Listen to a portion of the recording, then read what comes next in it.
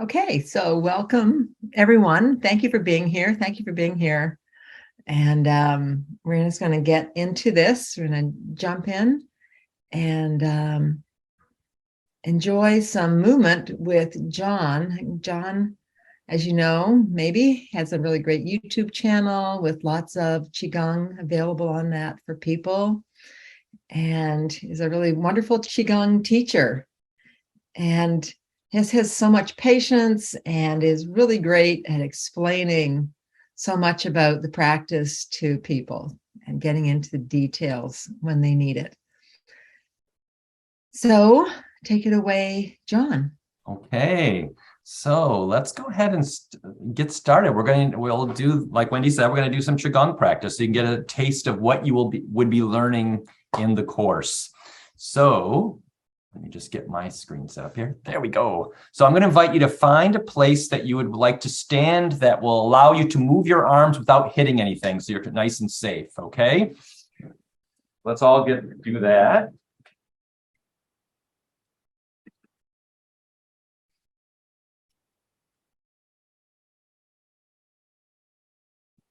And when you find that space, I'll actually bring my screen down a little bit more here so you can see my feet. So when you find that space, I'm going to invite you to allow your feet to be about shoulder width apart. And when I say that, I mean we're basing it by the big toe as opposed to the little toe. So it's a little bit wider than you would think, because that's going to create a nice sense of stability for you as we're doing our exercise. And then we want to get a nice structure here. So take a moment just to feel your feet on the floor. Feel that connection you have with the earth. Even though you're in a building, perhaps, some of you may be outside, but if you're in a building, you're going to feel the floor, which is your connection with the earth. So I'm going to invite you to imagine that there's roots coming out of the bottom of your feet and tapping in a little bit stronger. So we have a stronger connection with that beautiful planet, which is our home. And that beautiful earth has a gentle force that rises up to support us. And let's imagine that rising up through those roots, moving up through the lower legs and allowing your knees to bend so you can receive that a little bit more fully. Let it flow up through the thighs to the pelvis. Let your spine be nice and long. Flow all the way up to the crown and let the crown open as if we have branches coming out of the head here. So we have our root, our body is the trunk. Here's our branches that are receiving the energy from above. So we're very familiar with the term Mother Earth. We have Mother Earth, but we also have what we call Father Sky. So we have these two energies that are flowing through us, the yin of the earth and the yang of the sky. So just another few moments of just connecting with these two sources. Let your shoulders relax as you do that. Drop your tailbone a little bit so your lower back can release. Soften the chest. Let the shoulders drop so you're not holding so much tension. Let your hands open. Let your eyes soften.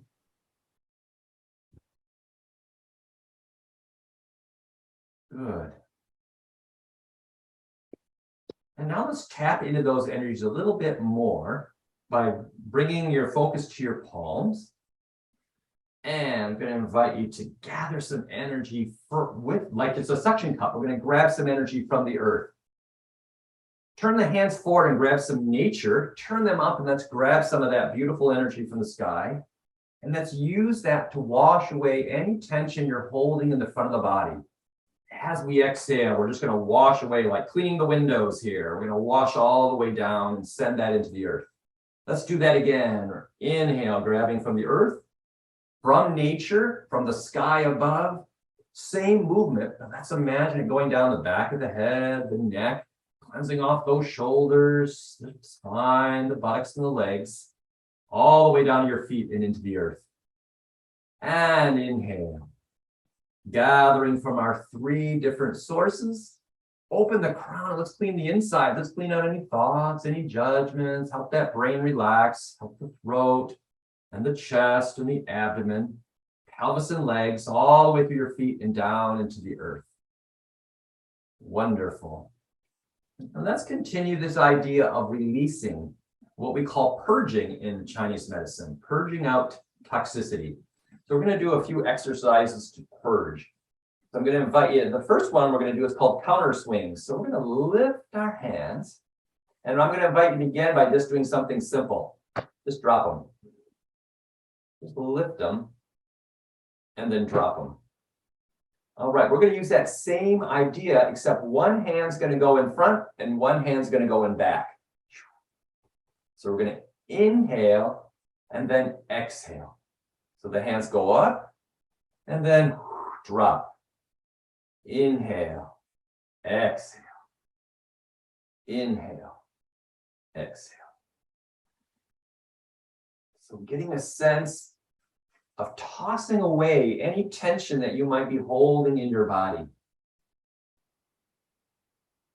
Breathing into the nose, exhale through the mouth as you turn to the side.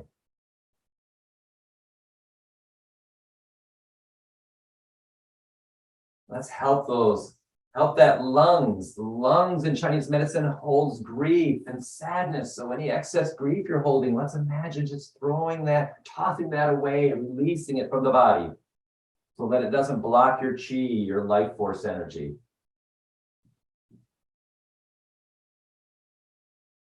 And let's help your kidneys release any fear that you might be holding in your body. The kidneys get overwhelmed, that shows up as fear, so we can let that go. Any frustration that you might be having or anger that might be in your life, imagine that being tossed away, and that'll help your liver.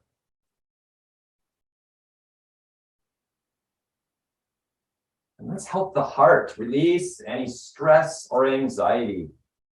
And just toss that away.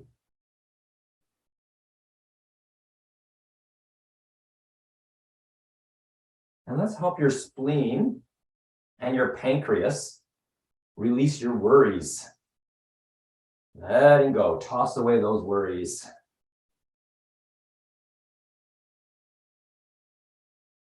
Good. Let's do one more toss to the left and one more toss to the right. And then allow your hands to come back to stillness. And bring your feet a little bit closer together. We're going to do a little bit of bouncing here. This is called dropping post. So we're going to bounce on the heels. So you're lifting and dropping your heels. Very simple movement, just lifting and dropping the heels. If that becomes too much for you, leave the heels on the ground and just bounce with your knees. But otherwise, lifting and dropping the heels, and you're going to feel this resonation through your bones. From the heel all the way up to the crown of your head.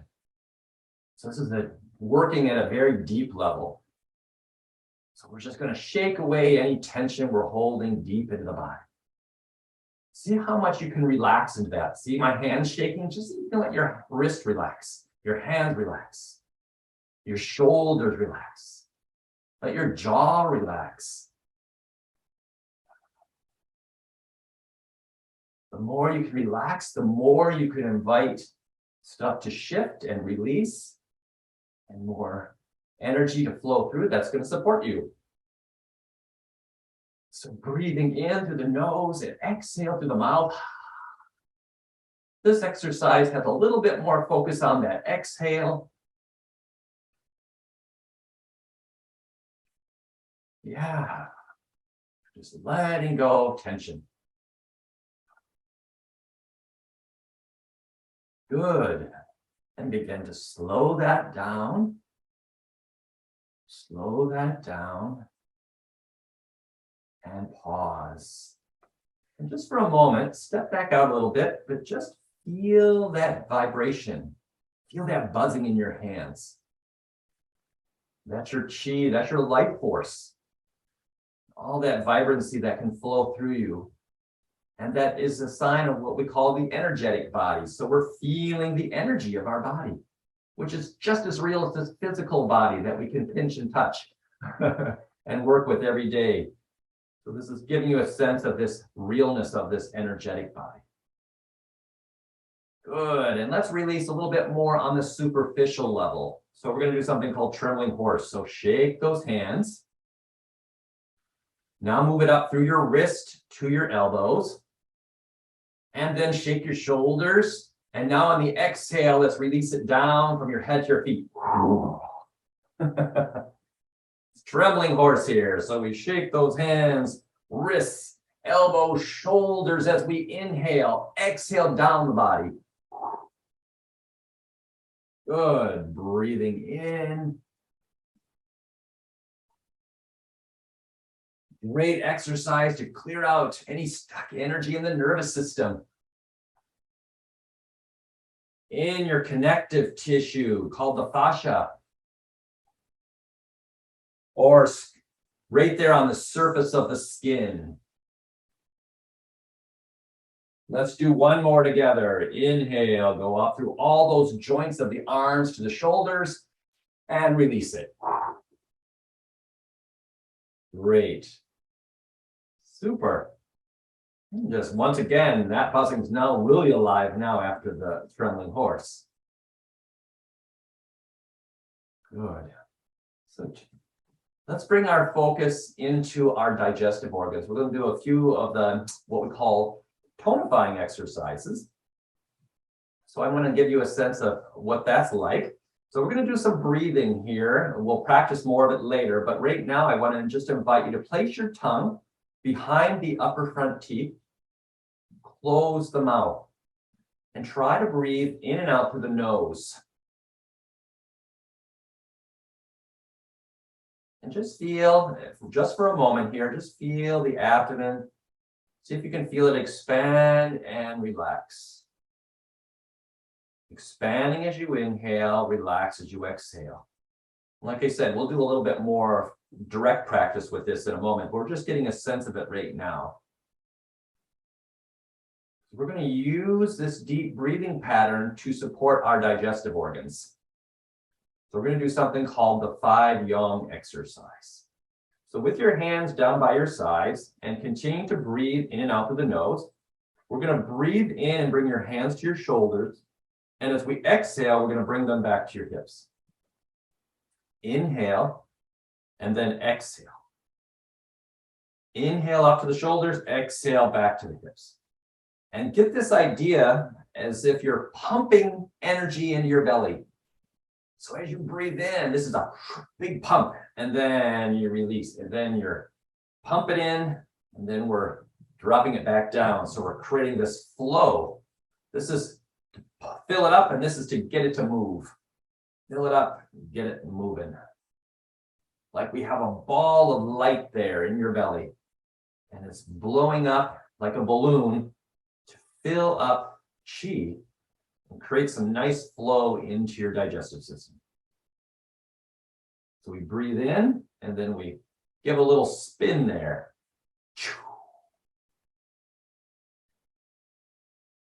So just getting a sense of that now. We get more into detail in the course, but right now just trying to get a sense of this idea of filling up with chi and then creating this flow with this downward movement of your hands.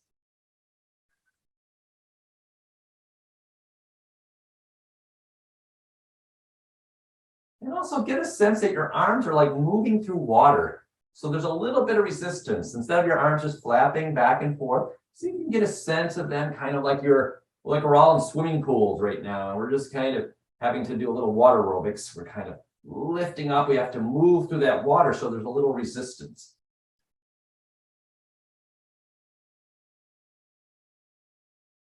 Filling up with more and more energy.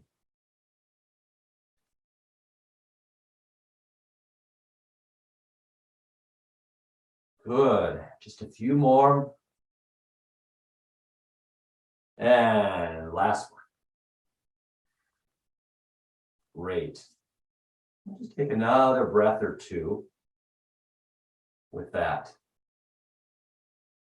Just get a sense of that idea. Good. And we have 5 main organs of the body. We're not going to have time to do all of the exercises, but I thought I would introduce the first one, which is the lungs. So, lung exercise, I'm going to invite you to lift your arms up in front of you, pointing your fingers towards the screen. It's a very simple exercise. We inhale, we extend the arms out, turn the palms towards the ceiling, exhale, bring them back together without touching. Inhale to the nose, we lift, we extend them out to the side. Drop them down, palms facing up as we exhale. This is inhale to expand the chest, open up the lungs. Exhale. So a little bit of a lift, flip, and extend. Exhale. A little bit of a drop down below the shoulders. So this is coming up to about the level of the shoulders. And this is dropping down a little bit. Breathing in and breathing out.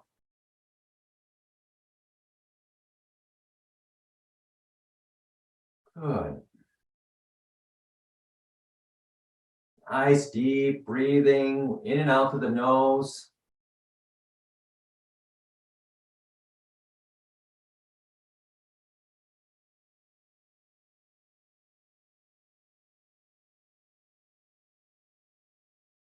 Let's do a couple more. Inhale and exhale. And inhale and exhale.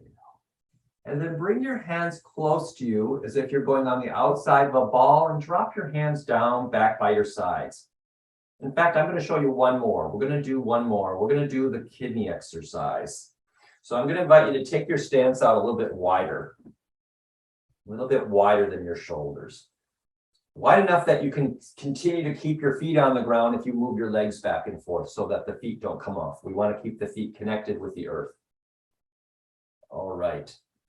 So we're going to take the back of your left hand and bring it, take the back of your hand and let it touch the back of your right kidney. So you're going to be right here in the lower back. I'm giving you a visual. So you're going to be back here, right there. And the right arm's going to come up by your face. We're going to begin like a giant water wheel. So we'll take a breath in. And then we're going to go down, scooping to the right. We're going to imagine gathering water like we're standing in a beautiful lake. Exhale as we grab that water, and then inhale as you wash across the face. Exhale going down. You don't have to go all the way to the floor. Work with your level. Inhale as you come back up. Making a rotation like a water wheel. Gathering as we exhale. And inhale to receive that chi. Exhale. And inhale. Exhale. And inhale. Let's do one more.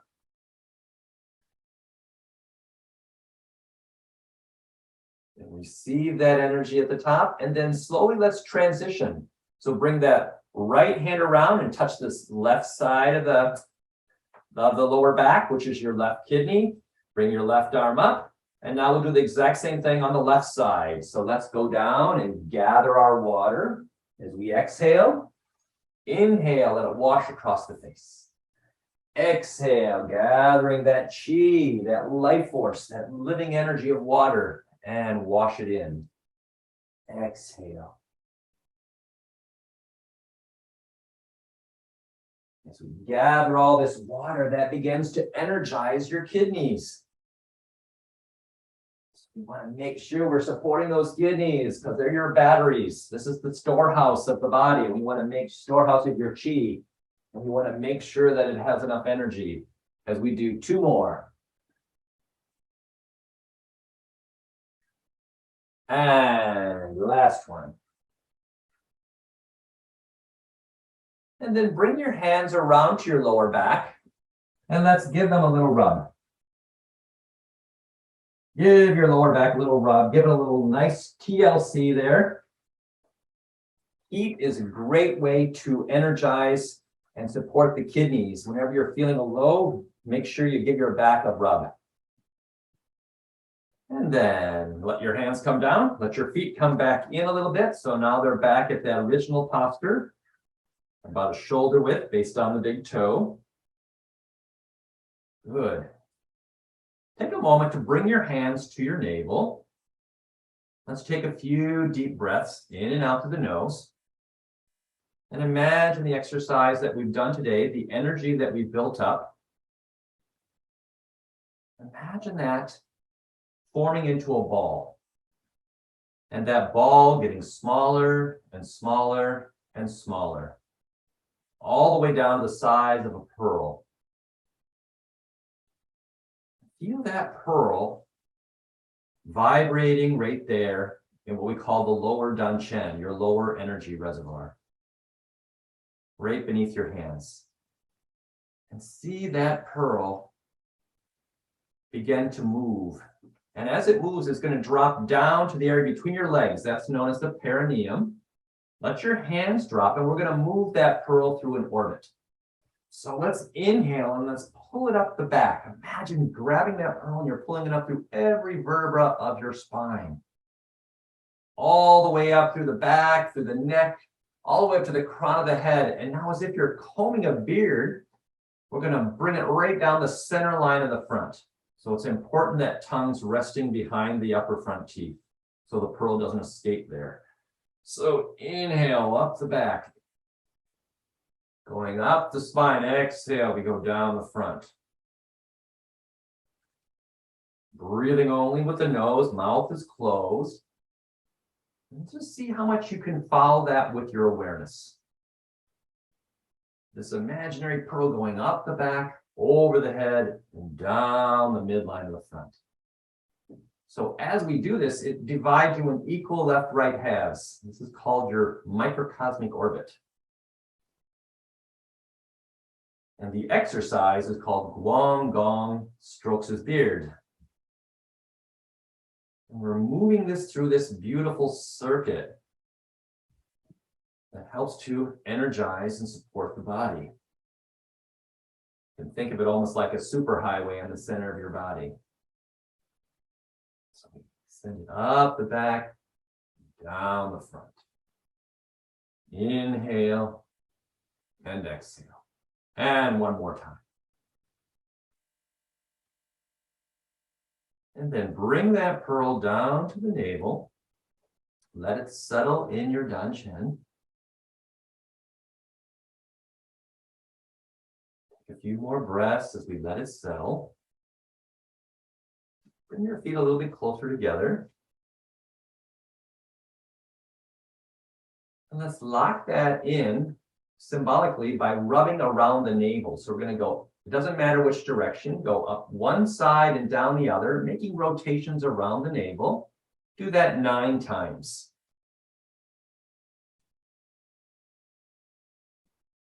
And when you've done 9 in one direction, I'm going to invite you to do 9 more in the opposite.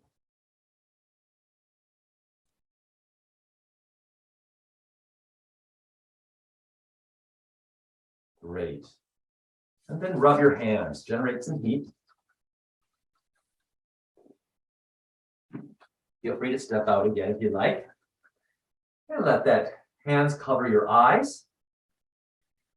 Or over your glasses, if you're wearing glasses, and just imagine that energy of the hands, the heat from your hands flowing through your eyes, your optic nerves, into the brain. And as you exhale, imagine the excess flowing down the spine to that danchen at the waist. Breathing in to the brain, breathing down the spine to the danchen at the waist. One more time. And then give your face a wash, going up the center to the forehead, down over the ears as you inhale up, exhale down, just washing and getting a sense of moving the chi of the face. And then do a little tap of your forehead. Move that tap to the crown of the head, off to the sides of the head, and then to the back of the head, and down the neck. Sending that chi that we've gathered a little bit deeper. Move your hand down your chest and over to one shoulder, and tap your way down to the palm of the hand on one side. All the way to the tips of the fingers. Flip that hand over to the other side. Get the other part of the arm here as we go back up to the shoulder. Come across the chest. Let's do the same thing on the other side. Starting at the shoulder, moving down to the palm.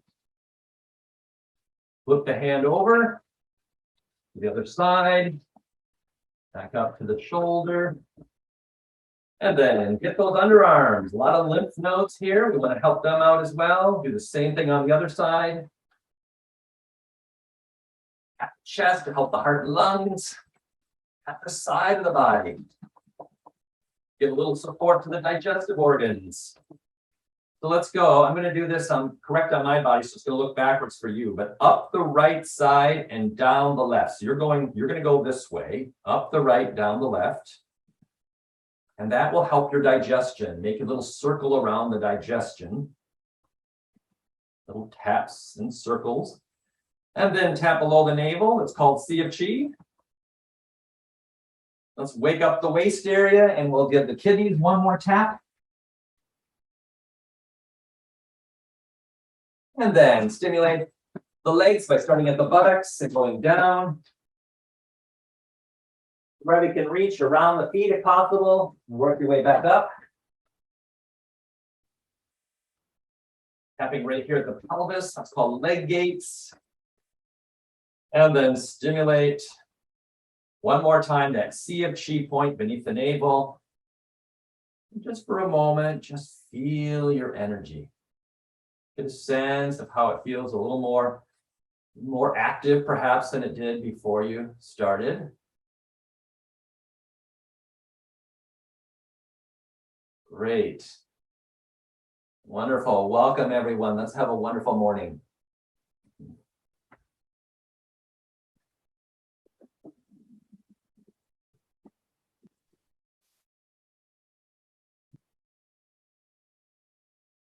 All right. Thank you, John. That was really wonderful. And everyone can be feeling really, maybe a little more energized now. You got your breathing going, got some things going on there. So you learn these exercises, first of all, to heal yourself, right? So you're healing yourself. And then you're also learning to teach a much more expanded set of exercises to other people. And they become part of prescriptions. And so we actually move towards this being a big part of the healing practices. So when you learn about healing and treatments that you will do, then you actually have these wonderful prescriptions that we give to people. We think of prescriptions as pills, but not in this work. The prescriptions are actually the Qigong exercises that you give to people so that they are able to heal themselves, and it empowers people, and you'll also be able to teach classes. So sometimes you give individual work to people, but also if you are working with people and that expands, then you want to offer classes to people as well. And so part of this work and part of what you're learning is really to be like a teacher, of course, of the Qigong, just as you have yoga teachers, Qigong teachers. So that's part of this. Part of this class is really. Anything you'd like to add to that, If you John? so choose to be a teacher, that is. Yeah, you don't have to be. Yeah. Yeah. But still, it's really, we consider it to be an integral part of what we do. And for a lot of people, they take this just for their own healing. They take this course. And of course, being able to practice and having some time practicing this exercises transforms their bodies, transforms not just your physical body, but it also, as we always talk about, there's the three worlds. We're going to be transforming the physical, the energetic, and the spiritual aspects of who you are, because we don't consider those to be able to be separated. That who we are, as well as a whole world, is always this larger this larger thing. It is the Tao. And so it's is how we approach everything as we do this. Okay. So I wanted to just, so we're going to give you a little class. And so I'm going to move into some classroom work here. And that's usually done in the classroom. So we're going to give you a real taste of what we do. And this will be this is just a PowerPoint. And that's how we present a lot of this work, because we're online, and that just works very well with online teaching. Okay. So I'm just going to share this. Let's see. Sorry, let's get that into a slideshow for you. Yes. Okay. So we're just going to introduce the Shamanic Chinese Medicine and the Medical Qigong training, of course, with John and I teaching this, and introduction to the Shamanic Chinese Medicine. And so the picture here of a shaman. And so this is not a shaman from, people think of the shamans as being in Mongolia and in Siberia, but originally the shamans were also in China, and there's still shamans of this same kind that are in China and Taiwan. And so it's an aspect of Chinese medicine, which, here we go as we talk about this, it's prehistoric. It goes back over 5,000 years.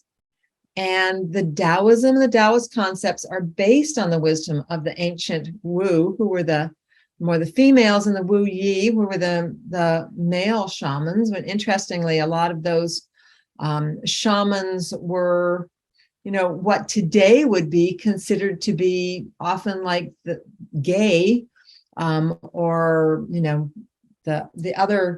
other sexes other than just the male and the female. That this was often the roles of those who were more in the in-between zones, which would be the case also in all the Native American tribes and such. So the Wu and the Wu Yi were the very magical people of the tribes. The deep understanding of reality developed organically from not experiencing oneself as separate from all of life. And in our world, people do have this experience, and we really look at everything in this physical plane reality. Our science is very much physical plane based, and yet our world is physical, energetic, and spiritual all at once, all together. And so this is this larger experience, and these people were very much embedded in nature. Their whole understanding arose naturally, and we consider this to be the foundations of the work. And this is really like the most ancient aspect of the Chinese medicine, along really with herbology. Of course, they've always been using the herbs at the same time. And there's also interesting little prehistoric things with the acupuncture points and meridians from around the world. And really, this seems to be around the world. The ancients understood that we are one and inseparable from all of existence. And so this sense of being a part of everything is woven together, no separate causes, everything is a cause of everything. And that would be very Buddhist to say that. And yet it is also the way that we, in our work, look at everything. So you can see that our work is not just a healing practice that's focused maybe on energy work and physical aspects of people, but we really address the whole person. We look at ourselves as human beings as both the microcosm and the macrocosm. So in our work, you may have heard of microcosmic orbit. And so that's something that flows inside of the body, but we always look at how ourselves, our bodies reflect everything. In Western thought, you would have astrology, and you would look at the stars, and you would see this reflection of yourself in the stars in your astrology. And so, and I love there's a way of looking at that says that you are a reflection of the universe came into you. It was like a snapshot of the universe became you at that moment of your birth. And so you are the microcosm and the macrocosm. And we definitely look at this. We work this way. That is the mystery of life and the destiny of every soul to embody.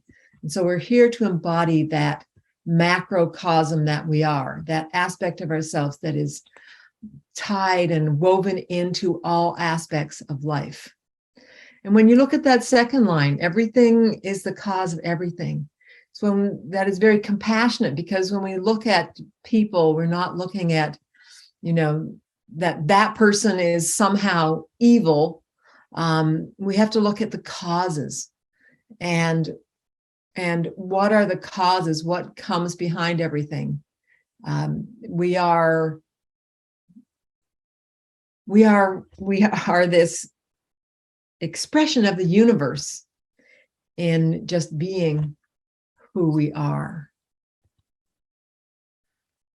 We look at there being as nothing that exists outside of the Tao, or Tao, it's just two ways of spelling it, not the smallest particle or your innermost thoughts. So it's really that we are so connected. Qigong and Shamanic Chinese medicine are based on the wholeness of the Tao. And so, of course, our work that we do is this wholeness. To master this form of energy healing is to follow the Tao. And it is a path of spiritual unfoldment. And it's a very natural path. It's not a belief. You have to believe in things. It comes from your own experience. So what we teach is very much about your own experience. To master this path, we need to understand the three realms: physical, energetic, and spiritual. Shamanic Chinese medicine is the study of the Tao. We could call it the study of all that is, study of everything coming together. And just like Einstein said, everything has the same core energy. Everything. So the smallest particle, as we said, the Tao, or the largest. And this reflects in the work that we do in its own way. So why would we study Qigong healing? Qigong is the most powerful approach to understanding life force energy. Or it is the most available. There may be, there are other teachings out there that are also, very wonderful. The people of the Amazon. The wonderful thing for Chinese medicine and for the Qigong healing is that it has been preserved. And as some Native Americans have called it, it's a very complete medicine wheel. And really it does reflect that, especially the work that we do looks at it as more of a medicine wheel. Through practice, we can develop awareness of the movement of energy, both inside and outside of the body. And so this is important that during the practitioner training, that you become more and more conscious of your inner energy flows.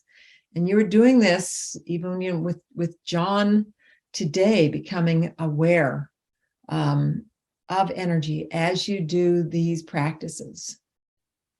And doing this will strengthen the immune system, improve your organ function at any age. It doesn't matter.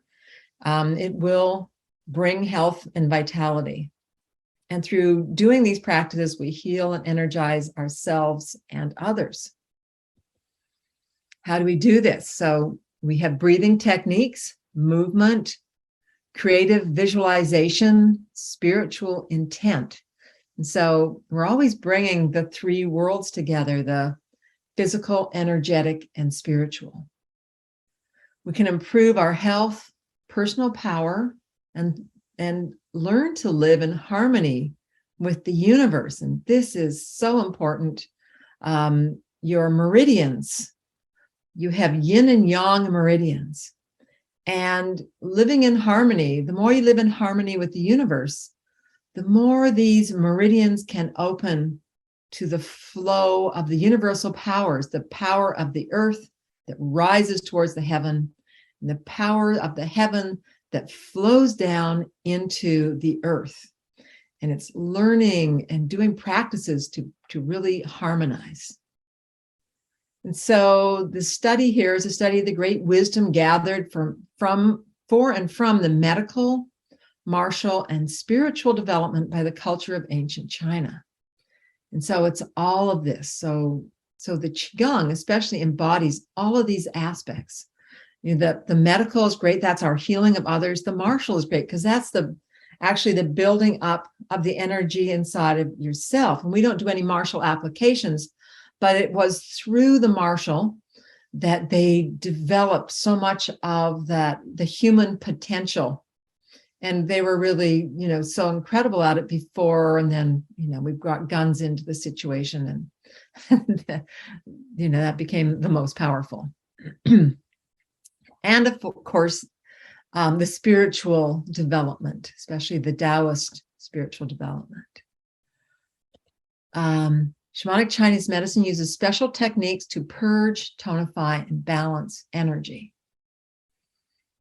And so we learn we're always working with purging, tonifying, and balancing. Safe, effective ways to release toxic pathogens, trapped emotions, and other negative influences that can cause both physical and mental, emotional illnesses.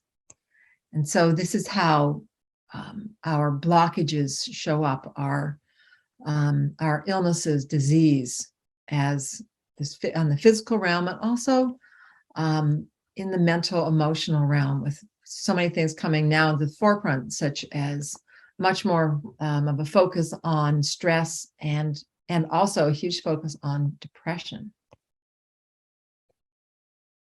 And so we work, as I said, 3 levels and 3 worlds. The physical level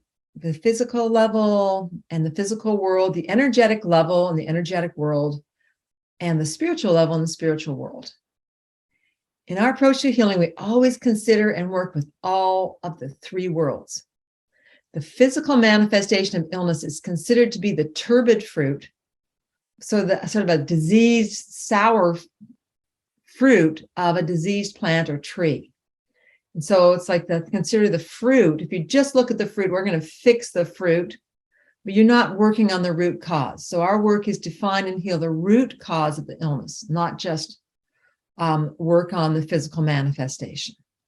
So when we look at this, then we look at the energetic plane, and that contains both the emotional and the mental realm, or the lower aspects of the mental realm, not the higher aspects, and is seen as being directly causal to the physical level of manifested illness. And so there's something going on when there's an illness manifest that's both in the emotional and mental realms. We place a great emphasis on working to understand and release stagnant, stuck emotions and beliefs, the beliefs that trap these emotions. So we see that emotions and beliefs are very much stuck together, and that when this happens, especially if a chronic illness, how it manifests this way. Now, the spiritual plane is always considered to be the causal plane. And this means that when you're doing healing work, the root cause is considered actually to be somehow in the spiritual plane.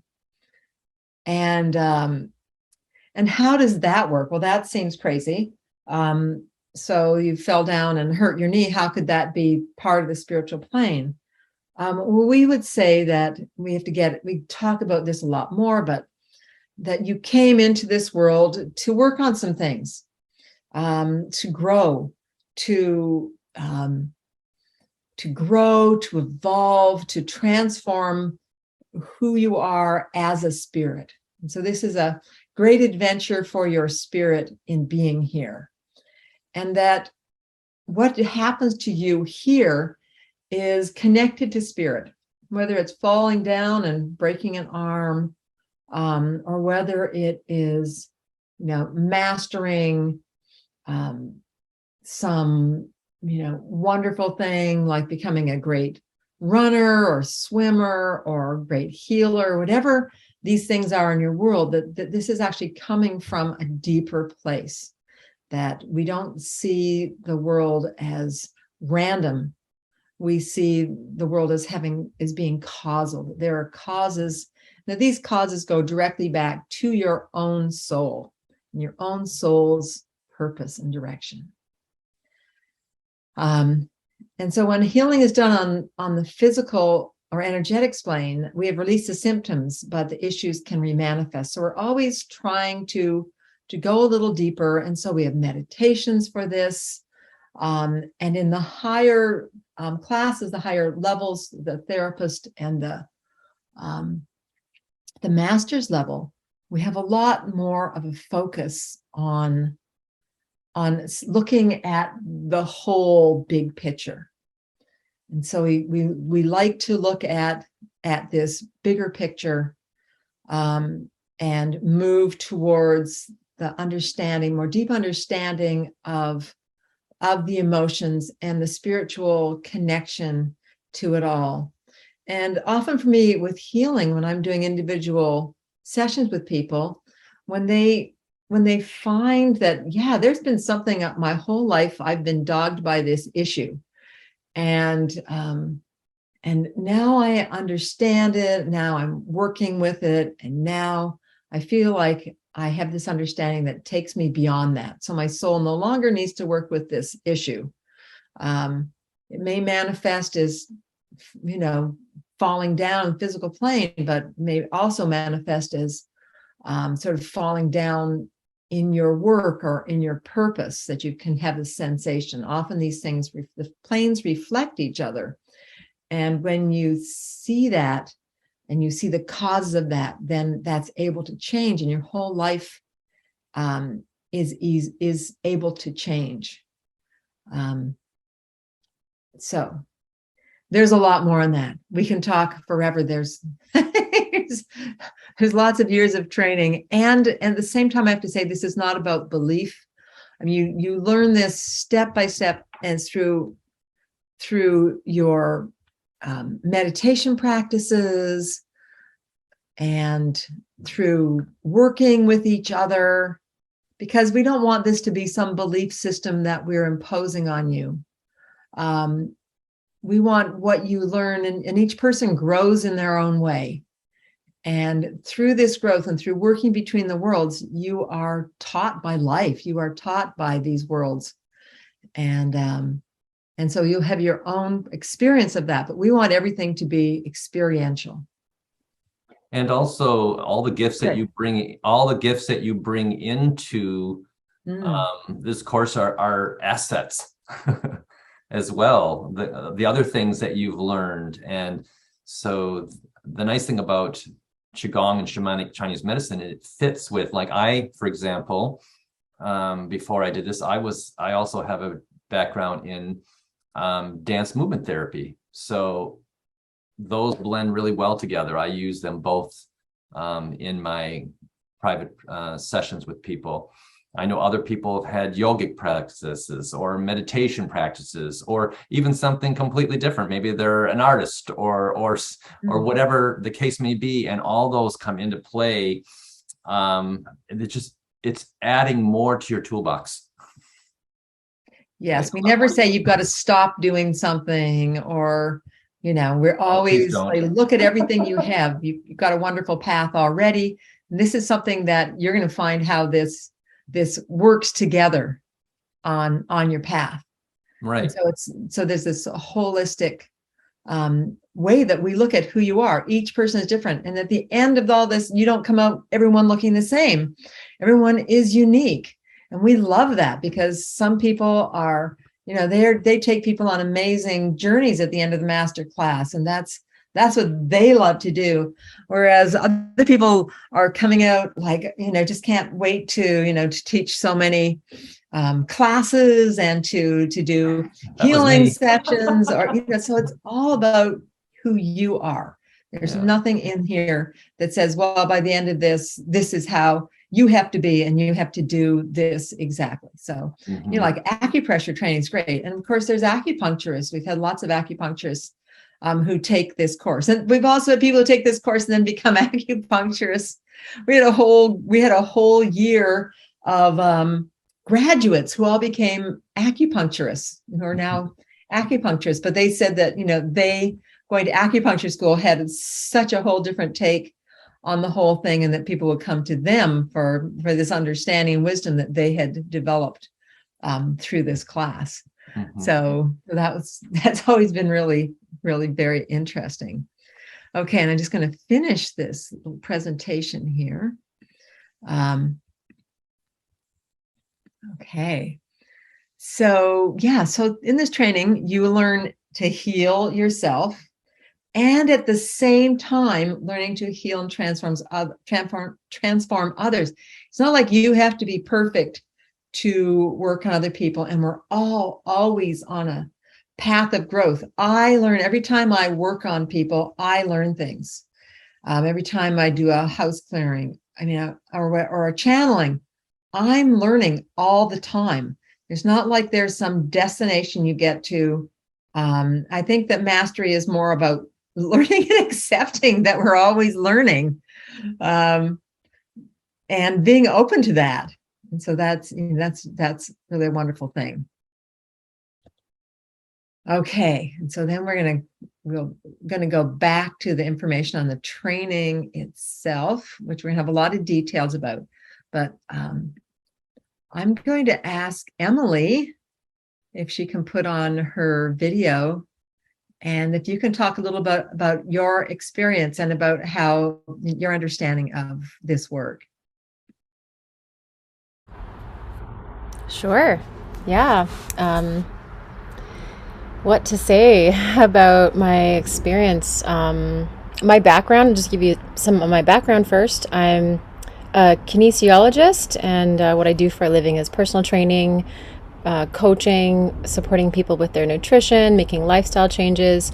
And I've always had an interest in holistic healing arts. I actually have a background working with shamans from a different lineage based out of Peru.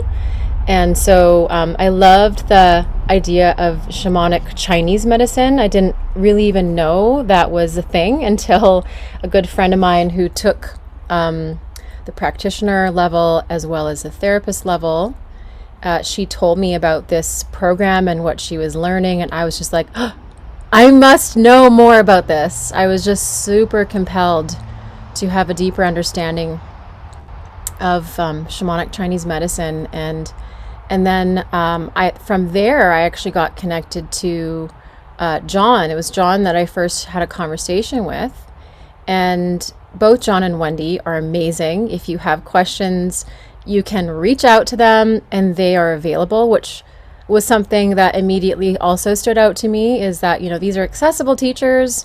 And I think that's such a gift to be able to have people that are so willing to share what they know with you and be available. So John was very generous with his time, and we connected, and he shared with me his experience. And I was just like, yes, I'm going to sign up for this course. I'm going to do this. And it was great for me because I was living in Calgary, and I don't know if I would have been able to do it if I would have had to travel to Vancouver for every seminar. So the online learning I took advantage of it, and I loved everything, every aspect of it, learning the Qigong exercises. And then at first, I think I had an immediate connection to the power of the Qigong exercises.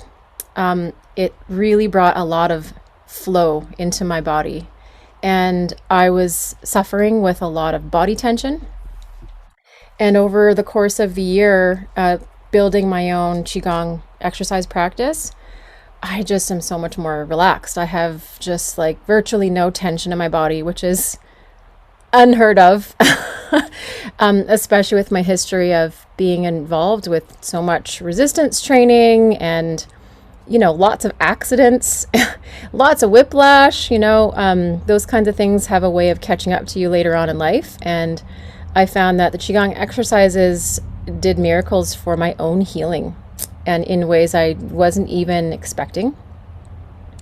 And then as we got into learning how to perform healing sessions, I felt like I was at Hogwarts. I felt like I was Harry Potter. This is totally the closest thing you'll ever find that I know of to being in magic school. And it was, everything is just so interesting. You could kind of go deeper into any of the subjects that we touch on in the program. And what's nice is you can kind of really connect to what you have a personal connection with and what you're passionate about, and do that, whether it's teaching, whether it's doing Qigong treatments on people. And I found that, there's requirements that you need to be met so you can get your certification. And I just completed those as quickly as possible, because I was just doing Qigong sessions on people. And I learned that way. I learned very much by doing. And so almost as soon as we would learn something, I would try to implement it and offer it. And I had the chance to really support my brother, who had an accident, and he fell and hit his head, and it ended up being terminal for him. So it was very unexpected. But throughout that process, so at that time, I actually was equipped with tools to be able to support him in the spiritual realm, as well as his physical, and to connect to that and feel like I was able to support him on his journey, moving forward into his transition. So I'm so incredibly grateful for Wendy and John for this course. I'm continuing because I just really, really want to keep learning. Did I learn and remember absolutely everything? No, but it's a lifelong study. And I would say to everyone that's here, if I would say, do it. You won't regret it. It's amazing. Thank you. Thank you, Emily. Yes, thank you both. Yeah. And then another wonderful part that we don't talk about really is the community that happens. And I know that with the passing of your brother, that you had a wonderful community who who really supported you in that process too. Yeah. It's really become a community. Yeah, that was also an incredible blessing. That was unexpected. Just the love of, the fellow students that I did the program with, and then I was also doing light body. So I was connected to that, and the channeling. I was connected to the channeling group. So there's a lot of ways to stay connected, and have that community of people, like-minded people around you. Yeah, that was great. Thank you. Great. Well, thank you for showing up this morning and sharing your experience. And I don't know if anyone realized she graduated just in June. This is from last year. Yeah. Yay. Yes. Yeah, and it's really hard for us to describe the Hogwarts part. Yes. It's like you will learn how to send hot energy, cold energy, blue light, red. It's like you're going to be able to do all kinds of needles, crazy things. Yeah. So many crazy things, and you can do this all at a distance, and that'll become no problem. Then you're going to do it on someone. They're going to say, "Oh my gosh, I felt that," and you're going to be like, "Really? You're not even in the same room?" And yes, you're maybe in another country or another continent, and it works just the same. I will speak to that. Yeah, I being that the world kind of has gone so much online, I shifted my focus with working with my clients to a lot of online stuff. So I was doing a lot of online personal training, and then this felt like an easy fit as well to just start offering Qigong sessions online, because I was doing that with my clients, and it was amazing how powerful it was. I'm like, is this gonna work? I don't know. Like, well, we'll see. Yeah, it does. Like, you can really feel the energy, and so can the people receiving the treatments. I often got feedback, you know, like you typically you're laying down on a table with your eyes closed, you know, to receive a treatment. But sometimes I would have people say, you know, they would open their eyes every once in a while just to see what I was doing, you know, on their computer screen to see like where my hands were, and they would often report that where my hands were on their body, like on the surrogate, because I had a blow up doll that would be replaced them in my physical space, transferring that energy over to where they were. And if my hands were on like the leg of the surrogate, they felt that was exactly where the energy was in their body. So pretty neat, pretty cool stuff. Yeah, I know. It's so true, but it's so, you know, we live in this science-based world that would say that's not true. But, you know, it just becomes natural and normal. Like we work in that world 100%. Well, I think quantum physics is Yes.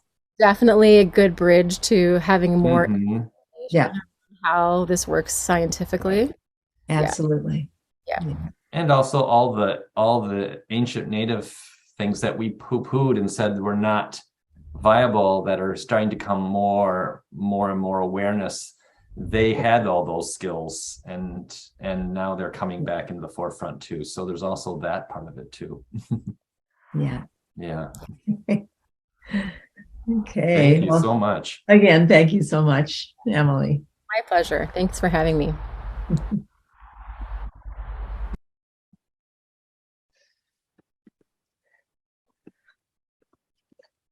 Okay, so yeah, that was lovely. Okay, I think, are we about time for that 5-minute break, John? Yeah, we can do a little break now. Sure. We're gonna give you just a little break because we're gonna come back and we're gonna do some breath work. Another part of what we do. So we're gonna take a 5-minute break. So what time is it now? Oh, just a little past 10 after. It's just a quick break. Yeah. Anybody needs it. About 12 after the hour or so. Yeah. Yeah, somewhere around there. We're going to come back and start talking about breathing. Oh, a good water in, water out break. Yes. Okay. See you in a few minutes, everyone. Yes. Yikes. I forgot to start the recording again. So let's go ahead and find that posture. And just take a moment to bring your hands to your navel. And just breathe and just see if you can feel that breath. Expand and relax.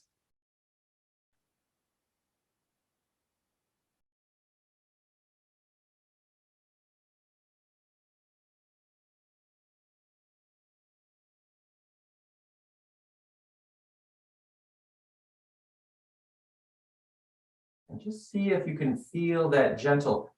And then bring one hand here. And just see if you can feel what moves more. Can you move this hand, this lower hand, a little bit more?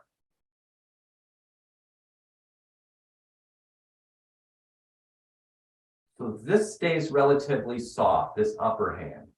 And just see if, no judgment now, we're just checking in to see how we breathe before we do some ideas of how to support this deeper breathing. I'm just getting a sense of how that is in the body right now.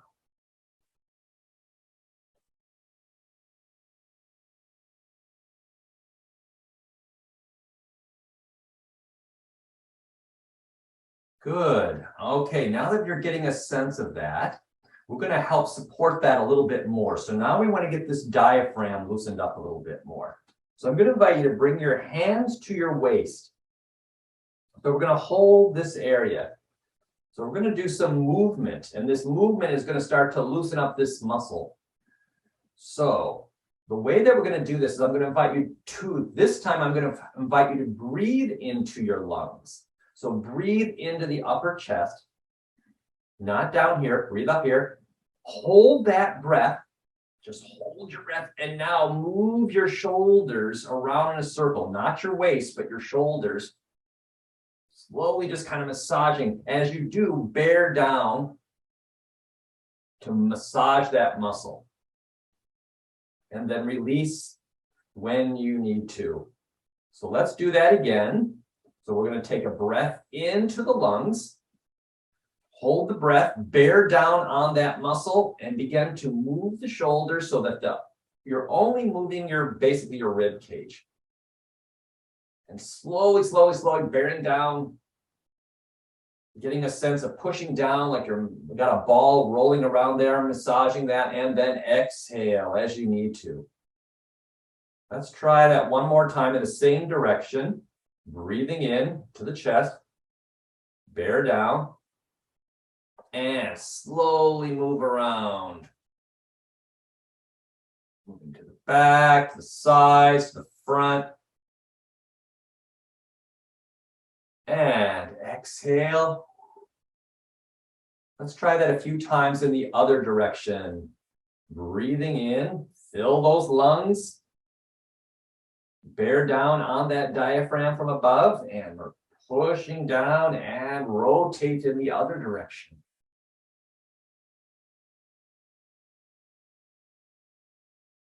And exhale when you're ready. Good. And one more time. Breathe into the lungs. Hold that breath, bear down. And rotate same direction you just did. Really massaging that muscle with the breath, with this compression. And release. Good. Bring your hands now. One hand to the chest, one hand to the navel. And let's try and see if we can breathe into the abdomen again. Let this be the upper hand relaxed. And just see if it's a little bit easier to breathe into the diaphragm, through the diaphragm into the lower abdomen.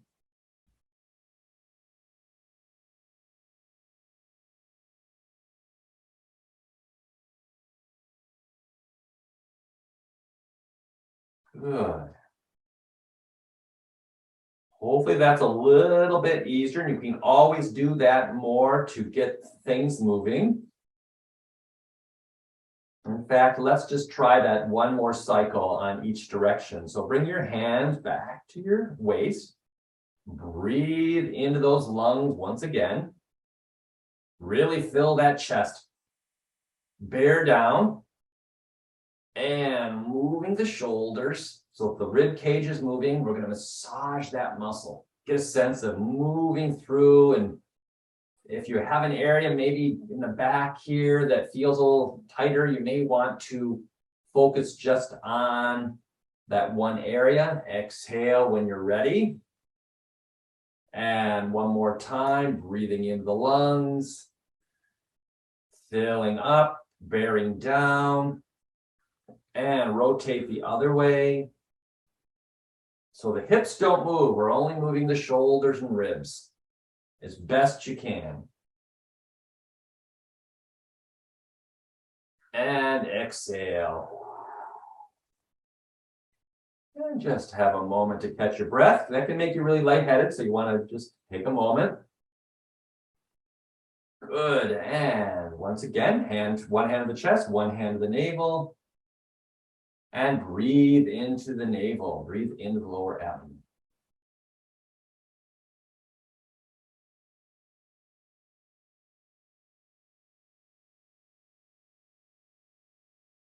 All right.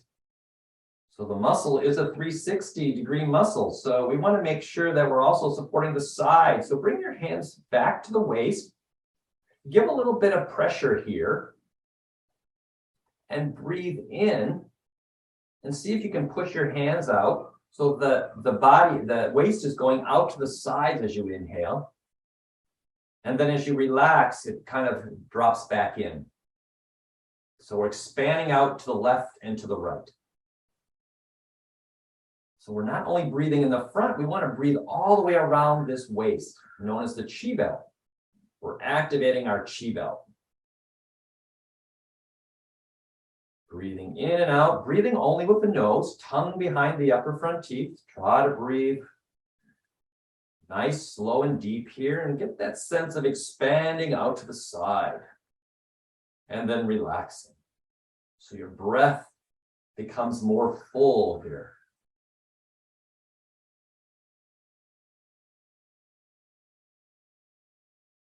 Great.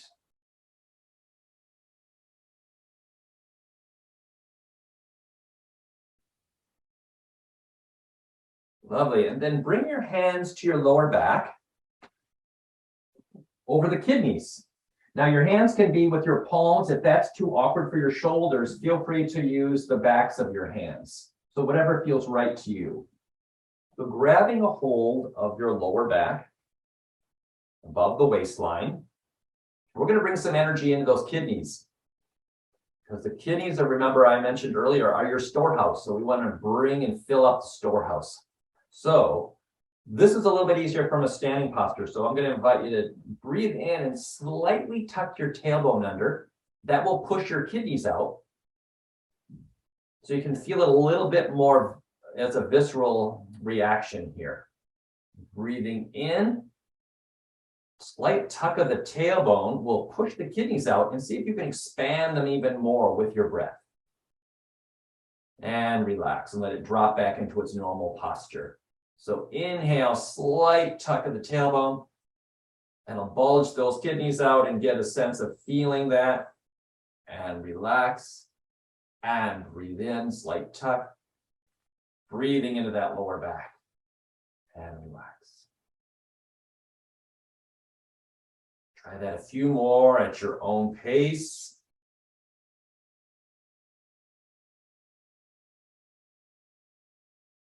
And then I'm going to invite you, after you've done that a few more times with the movement of the pelvis, then I'm going to invite you to let that movement go and just focus on breathing and see if you can breathe into those kidneys. See if it's a little bit easier without the movement. This is the one that's the most challenging for people because we don't necessarily always breathe into our back. We breathe into the belly sometimes, and we can breathe off the sides, but this one can be a little more challenging, so this is a great one to practice. And really make sure that you're charging up the kidneys and opening up the whole chi belt, not just the front or the sides. And the nice thing about this is whenever you find an area that feels like it's not moving as well, that's not a time to judge yourself. That's just information. That's going, oh, there's where I got to work. That's where I'm holding my tension. So we want to make sure that we're breathing to open up all these areas so that we have the energy flowing and the tension can be released. Good. Wonderful. All right. And now take your one hand once again and bring it to the navel. Bring the other hand to the chest. And now that we've kind of opened this up a little bit more, we're going to work with a wave. We're going to create a wave here. So the breath, this is our nice relaxation breath that we want to have most of the day. Probably 90% of the day or more. So I'm going to invite you to breathe in and feel as if you're a vase. Imagine that you're a big vase and we're pouring water in, or in this case, air, and it's going to fill up at the bottom. And then it fills up to the solar plexus and all the way up to the tops of the lungs, which is right here at the collarbone. So it creates this nice wave. As you exhale, empty out from the chest first, then the solar plexus until that last little bit, and then the navel collapses. So we breathe in from the bottom up, and from exhale from the top down. Breathing in and out.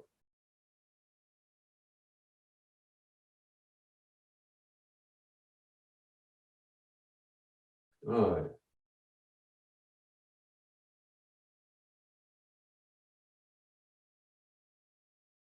And getting a sense of that nice wave happening in the body.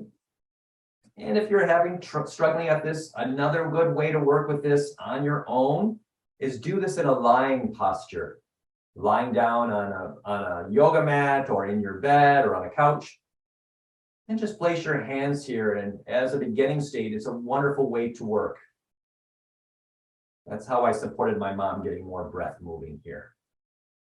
And you can always place an object here while you're lying down, maybe a light book. You don't want to put something too heavy, and just see if you can get that book to move.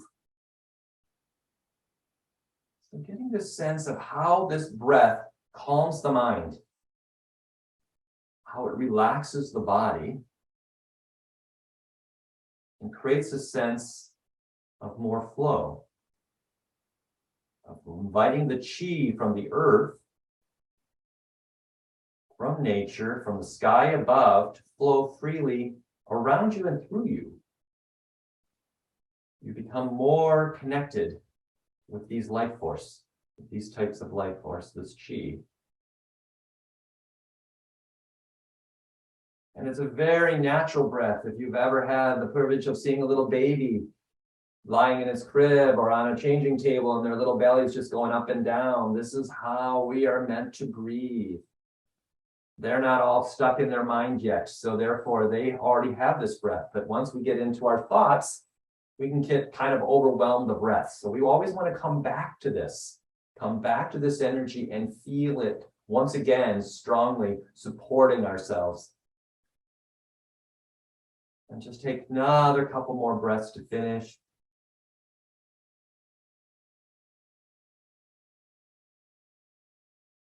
Good. And then bring both hands to the navel.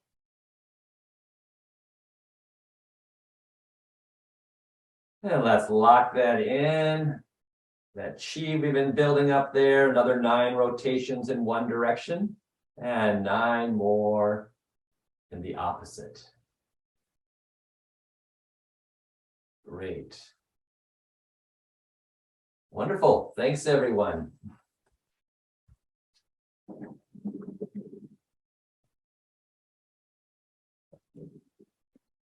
Okay, now for some of you, you might feel a little lightheaded, and that is okay. It's telling you that you haven't been breathing and that your body isn't quite capable of releasing all the carbon dioxide. So this just is an encouragement to practice. So that tells you that you really need it. If that much breathing made you feel a little lightheaded, then you really need to practice the breathing. And for now, just slow down your breathing. And that's going to be perfect because we're going to do a meditation now. And I apologize, I forgot to start the recording, so we missed that little talk that I gave. But if you have questions about it, we can do that in the Q&A. Yeah. Yes. Okay. Great. Okay, so we're going to do a meditation. So the class has lots of meditations. In fact, the second seminar has a lot of meditations in it. So the meditations are, as I said, there's the part that's called the mental Dao Yin, or the mental Qigong training, the spiritual aspect of the Qigong trainings. And when I do these, they are pretty much always channeled unless they're more specific, such as a microcosmic orbit type of meditation, or one where we're specifically moving energy around in the body. But my guides, I work with guides. I teach channeling, as you probably already know, and of course, and you're also all welcome to join the channeling class. That's free on Monday nights. So keep that in mind, and also keep in mind that the shamanic Chinese medicine includes learning the channeling because it helps make that spiritual connection, which is such a part of working in these 3 worlds. So that's an incredibly fast and easy way to do that. It's 4 mornings to do that class. Anyway, we're not talking about the channeling class, but just to explain that I channel the meditation. The reason I do that is because they're much more powerful. It brings in, and then we work on this in the second class, it brings in the beings of light, all the energy beings, the spiritual beings who support us in this class and in this work. And so it used to be when we taught live, that there were places in the class where you could go and stand and you could just feel this incredible radiant energy coming out of these invisible places in the class where there was this power, but so kind and loving and luminous. Anyway, we don't have the physical classes anymore, but they come through all the time. So much of the class, and they support the class. So we know that we have the spiritual, we work with the spiritual world, and the spiritual world works with us. The spiritual world is very happy to work with us. It's like excited to work with us. It's like, yeah, bring this into this world. This world is so in need of this. And so again, this is your own experience. No one's telling you who or how you need to experience this, or, this is for you to experience yourself. You make that connection. You feel this connection. And so we're going to kind of bring that in right now with a channeled meditation. And I think, no, my guys say sometimes they want music behind it, but today they're not putting music behind it. So we're going to just drop into that. Oh, no, they do say music. Okay, they're like, wait, no, we do want music. Okay. I close my eyes. It's like, oh yeah, music, yes. Okay, that's just takes me a second to set up.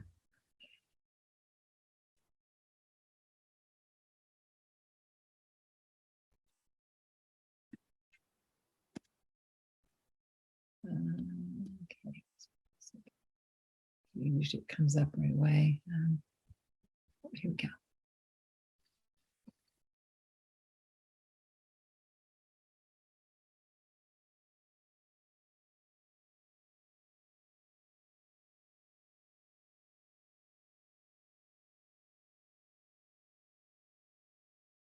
Okay. That sound okay, John? Okay.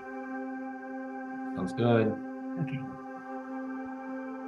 Good, and welcome.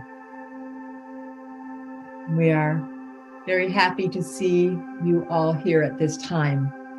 Whenever this is, as you are watching this either live or as a recording. Good, and we invite you to take another deep breath and smile and relax. And know that you are in the right place at the right time.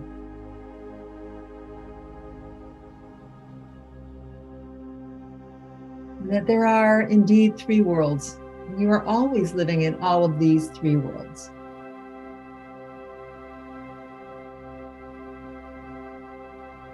And to keep that in your awareness. And your smile opens you up to this higher realm, to the higher frequencies of light. As you breathe in, you are breathing in at a certain level, at a physical level, you could call it oxygen. There are certain molecules that you are adding, atomic structures that are happening as you breathe and are bringing you the physical life force. And then at the energetic level, it would be the qi, indeed the life force. And so even though it is oxygen, it is also simultaneously, it is life force. It is energy that you are breathing. And at the same time, you are breathing in spirit. And how do you know this? How do you know that the breath contains spirit? We would say that because if you stop breathing for even a short amount of time, the spirit leaves. The spirit leaves the body. And so it is your breath and it is in breathing that the spirit connects to the body, that your consciousness is married to the body, that the spiritual is married to the physical through the breath. So being aware of these three worlds that are happening simultaneously as you sit. Good. And now taking this sense of smiling, sense of lightness, sense of joy, and inwardly looking up and inviting in more happiness, more joy, more light. And feeling that within you, in your heart, perhaps remembering a smile, something that makes you smile, a happy thought. And see this add to a sense of light. We're now bringing down a golden light from above to each of you. And this golden light now is now beginning to pour over your head and is pouring down the front of the body to your feet. The golden light is pouring down the back of your body to your feet. It is all around you. It is filling what is called the physical auric field with this golden light. And it is soothing and smoothing the outer layer of the body. Good, and now this golden light is beginning to come in. It's coming in through the crown and moving into the brain. Beginning to flow in and opening now the left hemisphere of the brain and allowing that, bringing your awareness to that area, inviting this golden light into this left hemisphere, and then into the right hemisphere of the brain. Letting this light permeate through these two hemispheres of the brain, then coming back into the reptilian or cerebellum area, filling that aspect of the brain with golden light. And letting this golden light now overflow into the glands of the brain, into the pineal gland, pituitary gland, thalamus, hypothalamus, filling the brainstem and not needing to know where they are, but just with your attention, just with your awareness, just inviting the golden light in, letting it fill your sinus cavities, letting it fill your eyes, and all of the optic nerves and visual cortex, letting the golden light fill the ears and inner ears, bringing light, bringing this healing quality from above. Letting this permeate and transform, bringing this light now into the nose, into the mouth, the gums, the teeth. Letting this light flow down the throat. Letting it balance the thyroid gland. Letting it flow down the chest, behind the breastbone to your thymus gland, and fill and illuminate the thymus. Remember to smile, smiling again to open this up more. And if you bring your tongue to behind the front teeth on the palate, you'll also bring in more of this golden light. Bringing that golden light now into your heart, inviting it to fill your heart and heal your heart. Relax, open, de-stress the heart. Heart and the pericardium around the heart.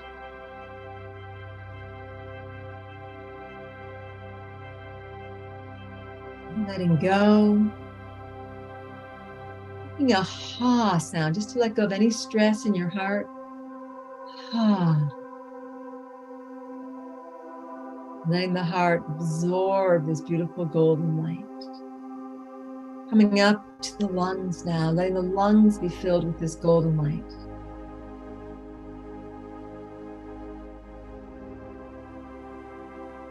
Filling the lungs, healing the lungs. Letting the lungs now make us a little hissing sound. Just releasing anything stuck in the lungs. Opening the lungs to a deeper healing.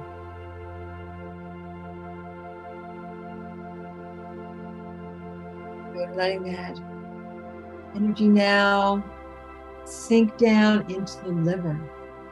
Golden light healing your liver. Permeating the liver, all the lobes of the liver on the right side, the area of the lower rib cage.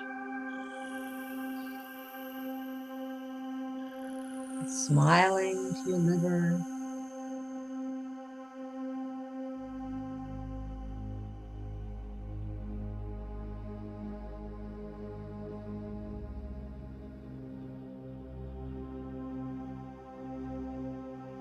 Good, and even just making a little sound here to release from the liver.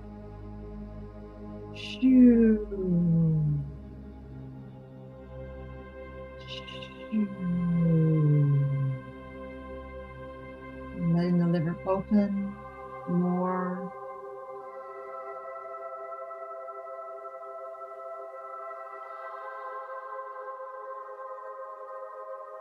Release. Begin absorbing more of the golden light.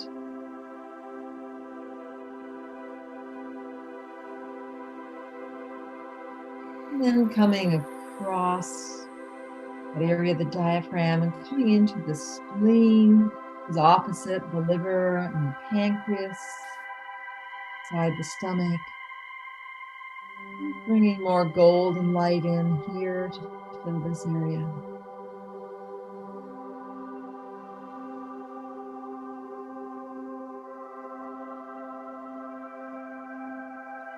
Absorbing, and then making a sound to release anything stuck here. Help to release from the spleen and pancreas. And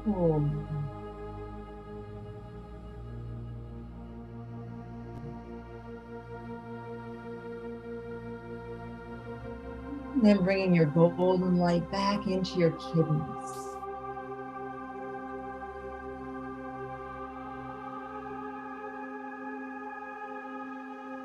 And that golden light fill the kidneys. And lots of healing and energy and chi and vitality. You don't want to release any stuck energy from the kidneys. Just make the shri sound. Shri. Shri. And letting that golden light absorb here more and more.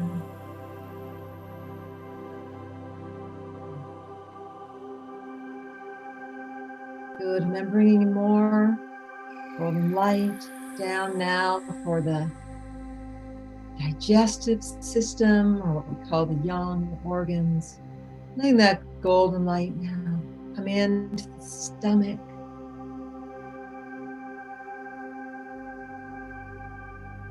Into pancreas, in the gallbladder, small intestine, making its way through the digestive system, illuminating the digestive system with healing energy.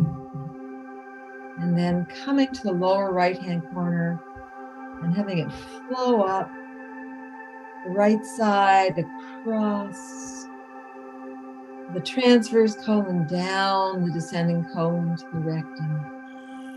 And just taking a moment and feeling that golden light through that digestive system, bringing more into the urinary bladder and into the reproductive organs, so that everything is filled with this wonderful golden light. Good, and now more golden light is being brought down, being showered around you and showered through you.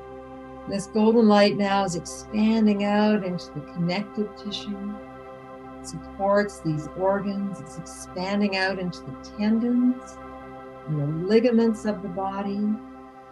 It's expanding down and out into the extremities, into the muscles here, into the fleshy areas and out into your skin, and radiating out into the field around you with light. And it's also coming back down and resonating down into your bones, the bone marrow of the body, becoming powerful, becoming luminous, and coming down now through your legs, down, legs illuminated all the way down to your feet, uncrossing your legs if they're crossed, so that the feet are both touching the floor, and spreading now down into the roots, spreading down into the roots like the roots of a tree, horizontally, vertically, anchoring you in the earth.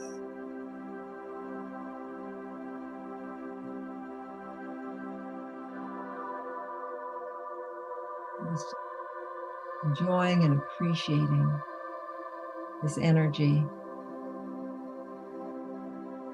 The earth's energy now coming to your roots, flowing, and imagine the energy of the deep earth now flowing to your roots, experiencing this as best you can, and allowing yourself, so the energy of the earth now beginning to rise up through your roots, through the legs, coming up through the body, rising upward to your shoulders, to your head, and expanding outward like the branches of a tree, reaching towards the sky, reaching towards the heavens, the sun, to the moon, to the stars, to the planets, to the cosmos. The light of the cosmos now connecting and streaming down through those branches, through the leaves, the branches, down into you, down through you, down into the earth. You feel yourself as a connector now of heaven and earth energies.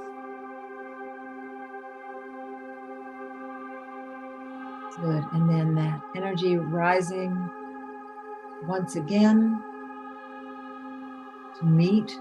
The energy streams down into the roots, and from the roots reaching up towards the heavens, and finding that balance place, that center place at the heart where heaven and earth meet within you.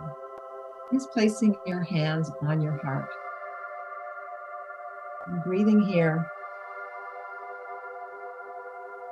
feeling how you are standing between heaven and earth. Your roots and your branches come together right here in your heart. Feeling the power of who you are here. You are this connector of heaven and earth. You are spirit, body, and physical realm. And the breath is connecting it all. Bring your hands down and sliding them down to the belly. We call the lower dantian. Letting all of this energy now come back to accumulate here. Softly flowing back behind your hand, gathering.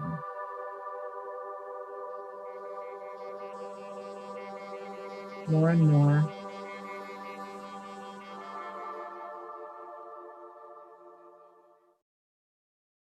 Good, more and more gathering here.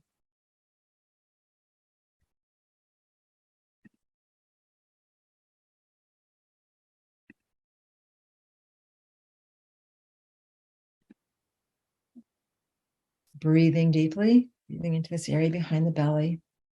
Now with your tongue on your palate, breathe up the spine and down the front of the body. And this helps to now harmonize, to circulate this energy up your spine, down the front.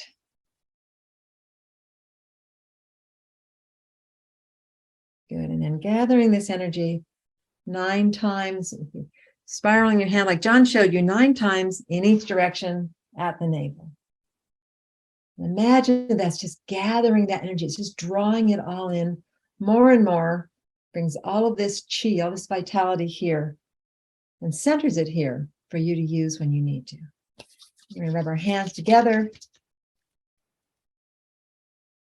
and breathe whatever's in your hands, whatever's left into the eyes, and then we're just going to smooth down because we want to make sure that that whole field now is balanced and everything is coming down. You don't want to keep anything left upward. Okay. Okay. Great. I'm glad you got to all do that. Have a little healing through a meditation. That golden light is just very, very powerful. And we're going to do one more screen share, and then we're going to open it up to comments and questions at that point. So the next screen share is, let's see.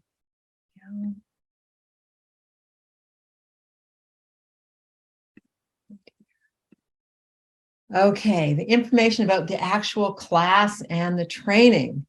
And so I want to include this information. We hope it makes sense because there's a lot to understand. Of course, it's a whole training. So our program, it's a series of 4 seminars. This is the practitioner. This is not the whole big program. We'll talk about that. That comes later in this, showing in these slides. So practitioner is 4 seminars held online via Zoom. And each seminar has 2 5-day parts. So each seminar is 5 days. I guess it's 10 days. I should have said 10 days there. With a 5-day part A segment and a 5-day part B segment. And so the seminar is divided into, so it's really 10 days. And each of these 5-day seminar pieces, seminar segments, that's the right word. 5-day seminar segments run Wednesday through Sunday. So they happen each day. And the workshop hours are from 9 a.m. to 1 p.m. Pacific time each day. So if you're in a different time zone, you have to translate. The program is completed in June with a 2-day online clinic for the general public, where you are working on the general public, which is also online with Zoom. All of these classes are recorded and they're made available to you as students at no extra charge following each segment. So if you miss some classes, you can take them via Zoom. And so you can, if there's something happens or if you have to work, for a day or however that works, we've had people take this all through the Zoom recordings and catch up and all that. And so sometimes people miss a whole seminar, but you can do it. You can catch up. And so as we feel that's very important, it's also just really important to be able to go back and have this as a library. Great word. Well, it's something that you have. Well, I was going to say a library resource. It's a really important tool that you have that you can go back and use when you need it. And here's our class schedule for this year coming up. So here they are, the part A and part Bs. So these are the dates, and these are also, of course, on the website. So September 28th to October 2nd, November class, 2nd to 6th, and December class, 7th to 11th, February class, 1st to 5th, March class, 1st to 5th, another end of March class, March 29th to April 2nd, and then we're into May 3rd to 7th, and then June 7th to 11th, and then the clinic. So it's quite spread out, and but kind of nicely spread out. So you're always, you always have a class coming up fairly soon throughout the year. So the origins of this training. So this training is based on the original teachings from the Haidan and Shiyuan hospitals of traditional Chinese medicine and medical Qigong. So these were medical Qigong hospitals in Beijing, China, That ended around the year 2000 because of the Falun Gong thing that happened in China, where the Chinese government cracked down on Qigong, basically. But in these hospitals, there were the Chinese Qigong masters who were there, and this was a whole lineage. So there was this great lineage of knowledge that was passed down here through these masters. And so the class, the syllabus that we use is based on coming from these hospitals. This work was introduced to the West by Dr. Jerry Allen Johnson and the International Institute of Medical Qigong. And I studied directly with him. And this teaching has become the 5-volume series of Chinese energetic medicine. It went through a few iterations first, and that's the current iteration, is the 5-volume series. It started off with, I didn't have any books, and then there was a big book, and then there were smaller books. And maybe John will show you these books afterwards. We use these books and work from the syllabus of the International Institute of Medical Qigong, the most highly regarded program of its kind. So this is really, the program for medical Qigong. Wendy Lang, me, I began studying with Dr. Johnson in 1998 with a small cohort of students. And that's before he had books written on the subject. And I began teaching another system of Qigong back in 1989. And then I started teaching the work with Dr. Johnson, starting with my seminars in 2003, and I've never stopped. So I've been teaching this for a long time. There aren't many others out there, I'm sure, who have taught so much of this for so long. So these are the courses in your practitioner training. We have Seminar 1, which is called the Introduction, and you'll be learning a lot. The Taoist 5 Qigong practice, that's an exercise Qigong basic workout routine called the Taoist 5. Then more about the breath training, practicing that, emotional detoxification practices, the healing sounds, and therapy and treatments using the healing sounds. And actually your first treatment will be at the end of this first segment, which would be a healing sounds treatment to do. Then we learn microcosmic orbit practice. We learn meditations, much like the one that we just did, grounding meditations, grounding exercises, and establishing a personal medical Qigong workout, really, and meditation practice in the first course. Second course is Introduction to Diagnosis and Treatment, developing energetic sensitivity and perception skills. So you hear a lot about medical intuitives. This is traditional Chinese medicine, medical intuitive training. And so you are learning this. You're also learning the Qigong energy projection skills and meeting the healing masters. And so I talked about there being these light beings in the room. So you meet these. We haven't figured out how to do this. We have it figured out. We can do this. You will experience this. To some degree. Some people it's mind-blowing, and other people it's like, yeah, I think I got this. And it's all good. People come in from all different backgrounds. We have the general treatment protocol that we teach on this one, and we do that with distance therapy. And we'll talk more about that. Magic gloves treatment, which is very intuitive. And then we also get into understanding the emotional causes of illness. This is a big topic that continues to move through all the levels. We do a lot of meditation to release these blockages, especially the ones about the emotional, mental blockages that each of us, builds up over a lifetime. We do meditation to understand the relationship of the body, energy, emotions, mind, and spirit. So there are just amazing meditations in this class. And we have a focus on intuitive development. Seminar 3, Clinical Foundations, the 3 realms of ancient Taoist mysticism. We get into this more, creating energy balls. And we have to have this, or else we can't do the magic. So we have to work in the three worlds. That's how it is. Energy healing, energy balls, gathering plant essences from nature. And that's not with killing the plants. That's just directly gathering the essences and putting them into water. That's how we do it. We create personal talismans using objects. Materialize and dematerialize energy is one of our topics, beginning a healing practice. Qi healing methods that include invisible needles, energetic point therapy, thunder palms, flying dragons, all sorts of things.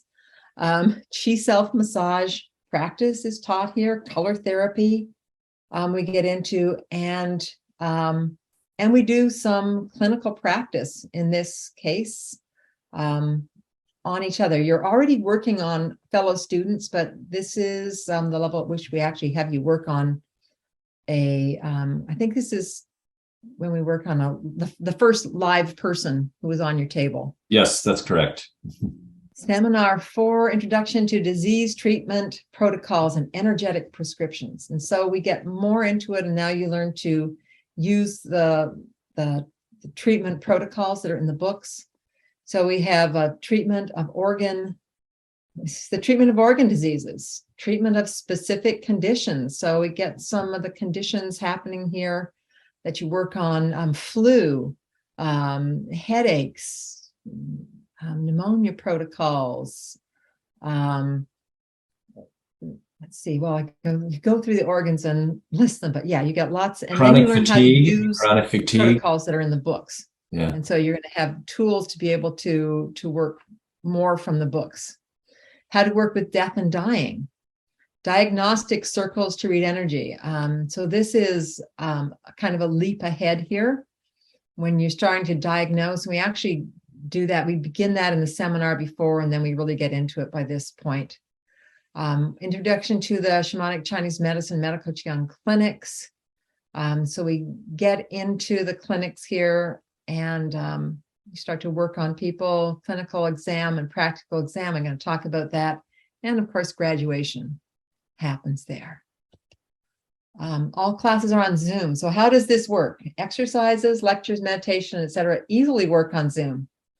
All students are sent an inflatable life-size body to use during the training. So that's our surrogate that we have. And so you'll be learning the actual movements. So you'll be able to work on a person because you learn on this life-size body.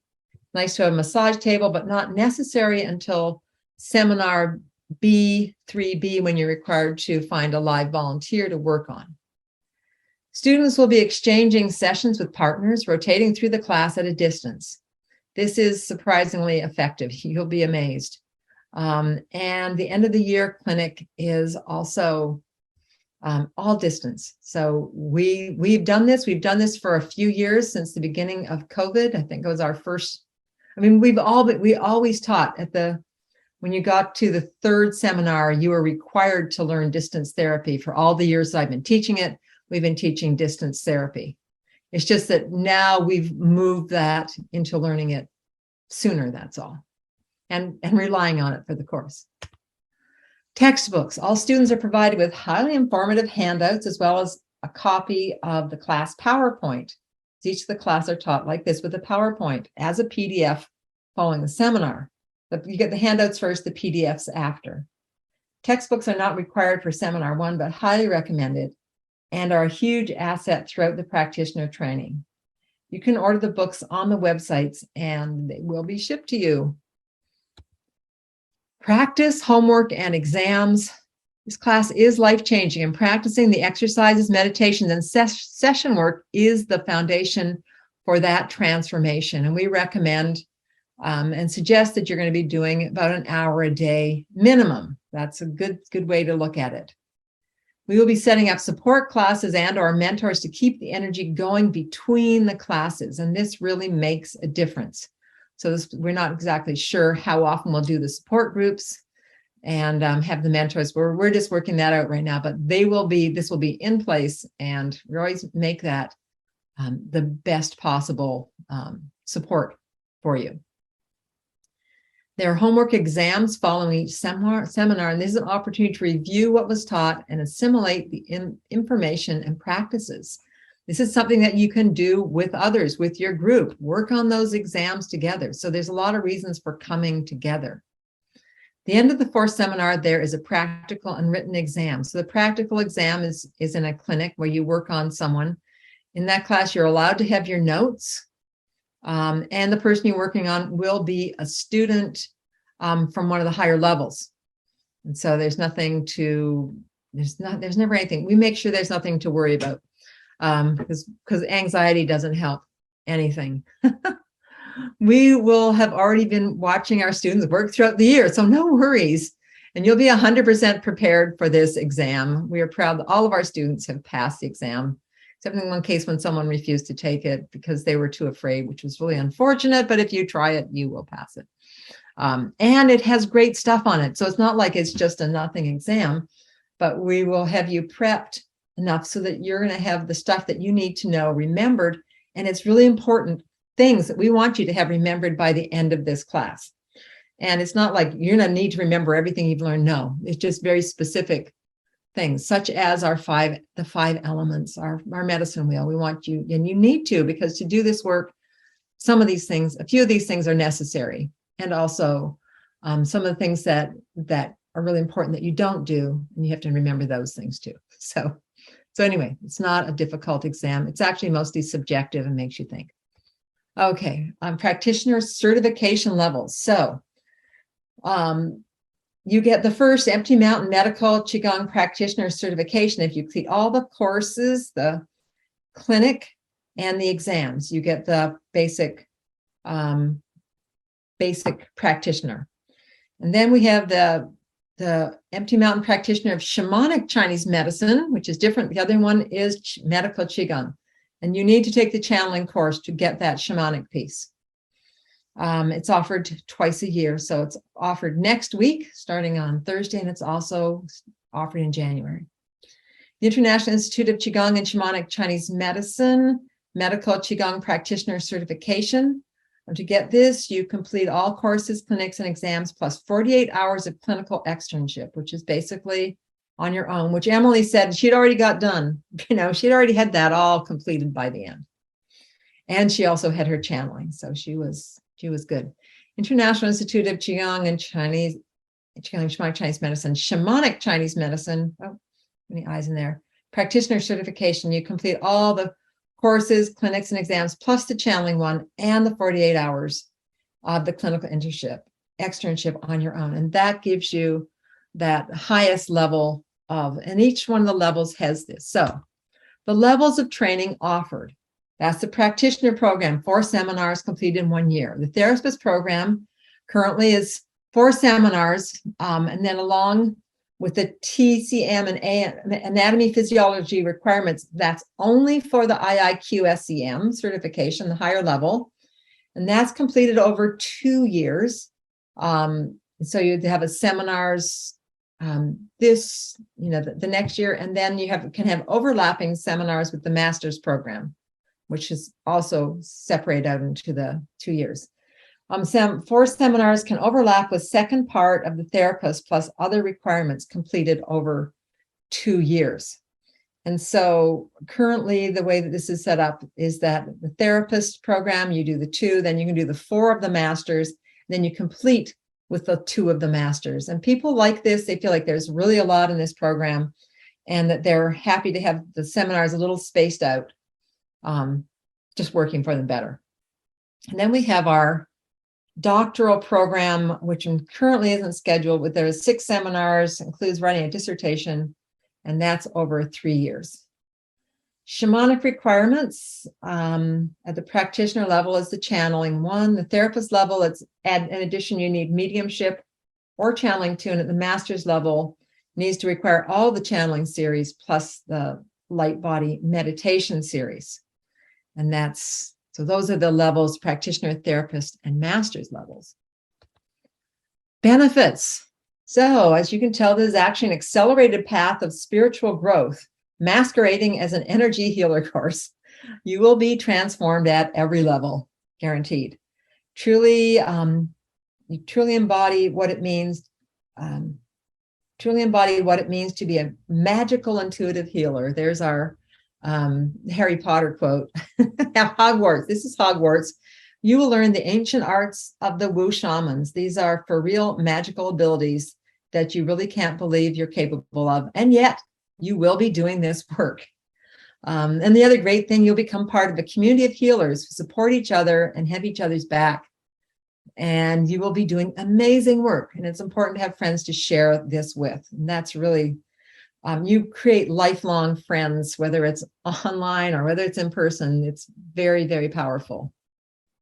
Okay, and tuition. So this is the tuition. John can send this out. The whole course of four 10-day seminars and the 3 days and 1 of 3-day clinics, because there are 3 days required of the clinic.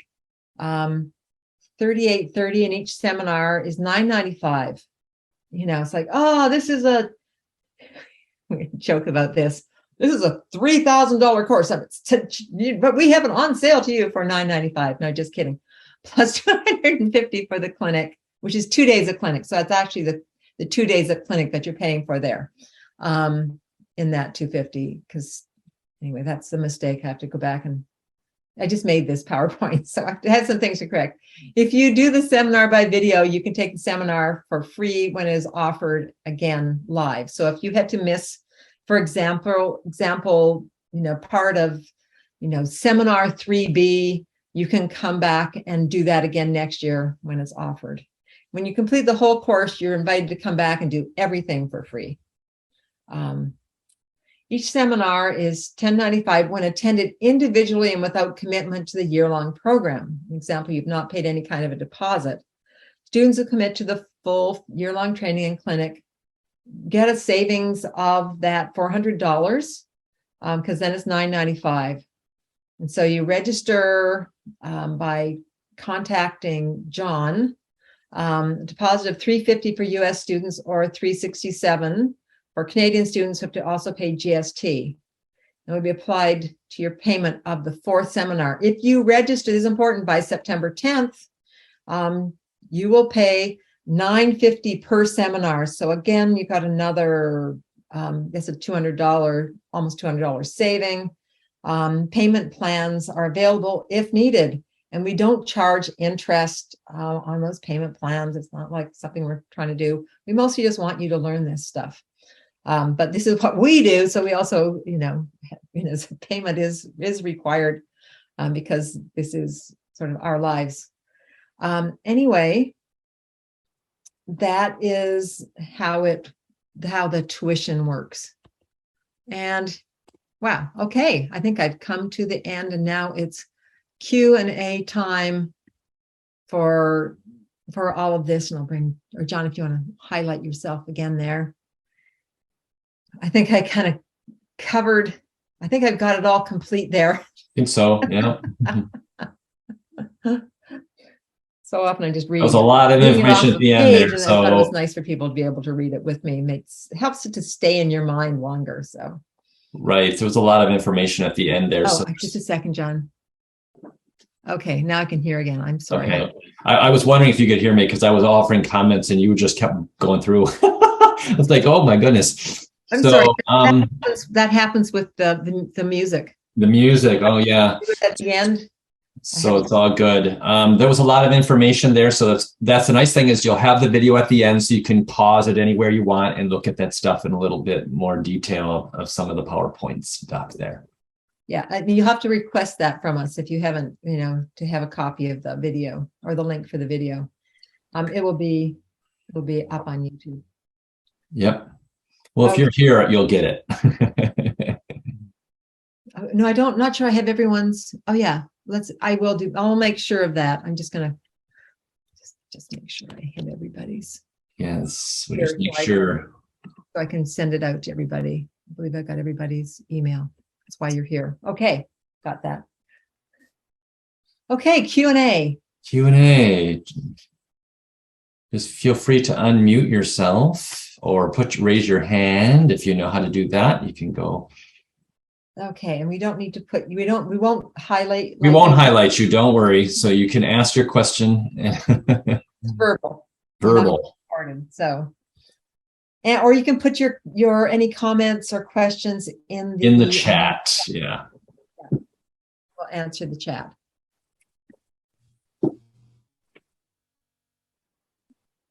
Okay. Wow, I think we answered all their questions. Okay, Jess, you have a question? Yeah, I was just curious if you have any more stories. I really appreciate your former graduate talking about their experience and just other stories of people, what they might have healed in themselves or with other people. I love just hearing stories. That's why I'm asking. Yeah.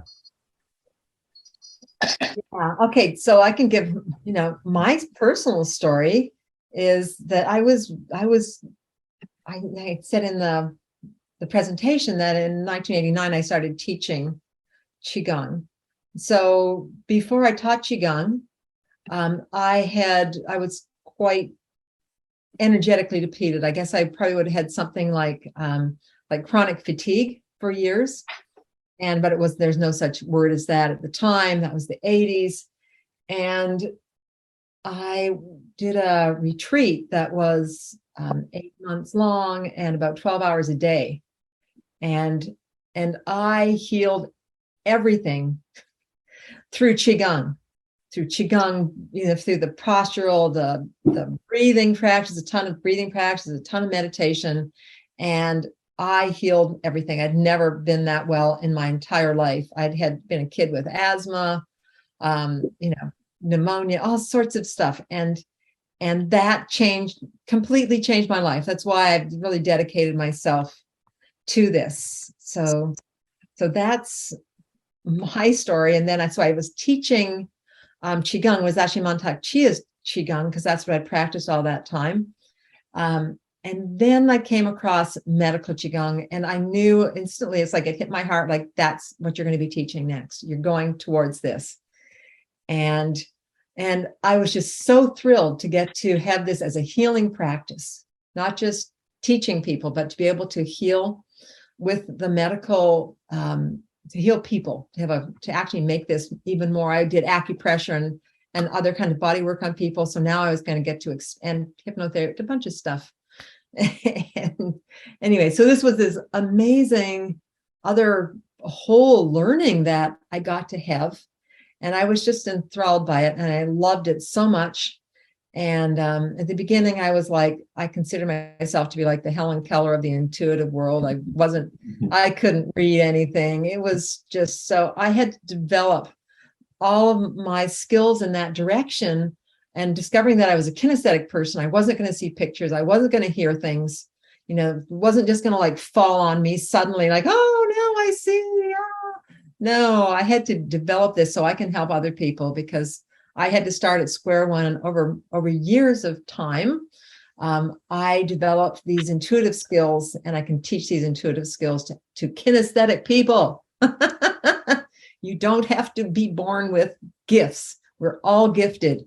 It's just how we unravel them. And that really worked. That really happened for me. And so, yeah, anyway, and then teaching it, I was like, well, I'm just going to do this. I'm not going to teach it. I teach Qigong. I don't need to add this. And so I told the universe, I will not teach this class until someone knocks on my door and says that I have a class ready for you to teach. So one day someone literally knocked on my door and told me, do you practice medical Qigong? Because I have a class for you to teach. And I'm like, what? At that point, I decided that the universe had a definite message for me, and I've been teaching ever since. I was like, give me a minute. I got to prepare. So anyway, there's a story. John, what about your story? Yeah, real quick, just so I make sure, because I see that there's a couple of hands raised, but I'll just do a quick version of my story. I had a lot of health. My health issues were all digestive. I had a lot of digestive issues. That's why I get attracted working with people with digestive issues now. And I started to do that 5 yang exercise we did earlier, the one that we were lifting the hands and dropping the hands, kind of pumping the belly. I did that one, and I did that religiously for like 2 weeks. And after about 7 days, I started to feel some differences. And by 2 weeks, my issues, which were quite extreme, I could literally drink a glass of water and get heartburn. I'm like, that didn't make any sense to me, because that should dilute the acid, but it was making it worse. And it was just crazy, the stuff that was going on. And all of that went away. I was taking antacids and lots of stuff. So I was able to stop all of that, and I haven't had issues since. So, and that got me into this work too. So because of that, I said, well, if that's what it can do for me, holy moly, I got to take this to other people. And also, I mentioned I was a dance movement therapist, so it actually felt like the piece that was missing from my other work. So, and now I do it solely, and I hardly ever do the other stuff. Just the way it worked out. Yeah, and you also felt like the intuitive was the hard part for you. Oh, yes, it was really, really. I was the same as Wendy. That's why I was so happy to come to Wendy, because she said I didn't get any of this either. Because at the beginning, I was like, I think I'm going to be the one that fails. I'm the one student that's not going to get through this, because I wasn't getting any of it. And now I'm actually get a lot of visuals. I actually see things, and it's quite astounding to me when I'll work with a client and I'll be just seeing these visuals inside of their body. And I'm like, wow, I never thought that would happen ever, ever, ever. Yeah. I still work mostly kinesthetic, but I do get a lot of visuals, and every once in a while I'll get words too. Mm-hmm. I surprised a client once with an ex they had from 35 years ago that I said they haven't resolved with yet. And it shocked them, because it was true. And they actually just talked to them the week before. So it was quite wild. But yeah, so it's a powerful work. So. Yeah, we get this from our students all the time. Yeah. So Kimberly, if you want to unmute yourself, you can ask your question. I see your hand raised, nice and patient there. Hi. Hi. Thank you so much. I've been so looking forward to this training, and I would like the video after. So I did put my email in the chat, because I wasn't able to get to all of it. I wasn't able to arrive here on time, but I'm very grateful to be here and to learn more about you guys and your training. And you've been recommended to me by another teacher that's gone through your training. Oh, and right. Yeah, so I'm a trauma-informed yoga teacher, and I also lead Yoga 12-Step Recovery. So I'm a certified Yoga 12-Step Recovery leader, which attracts a lot of people with very dysregulated nervous systems due to addiction. I also work at treatment centers where people are detoxing.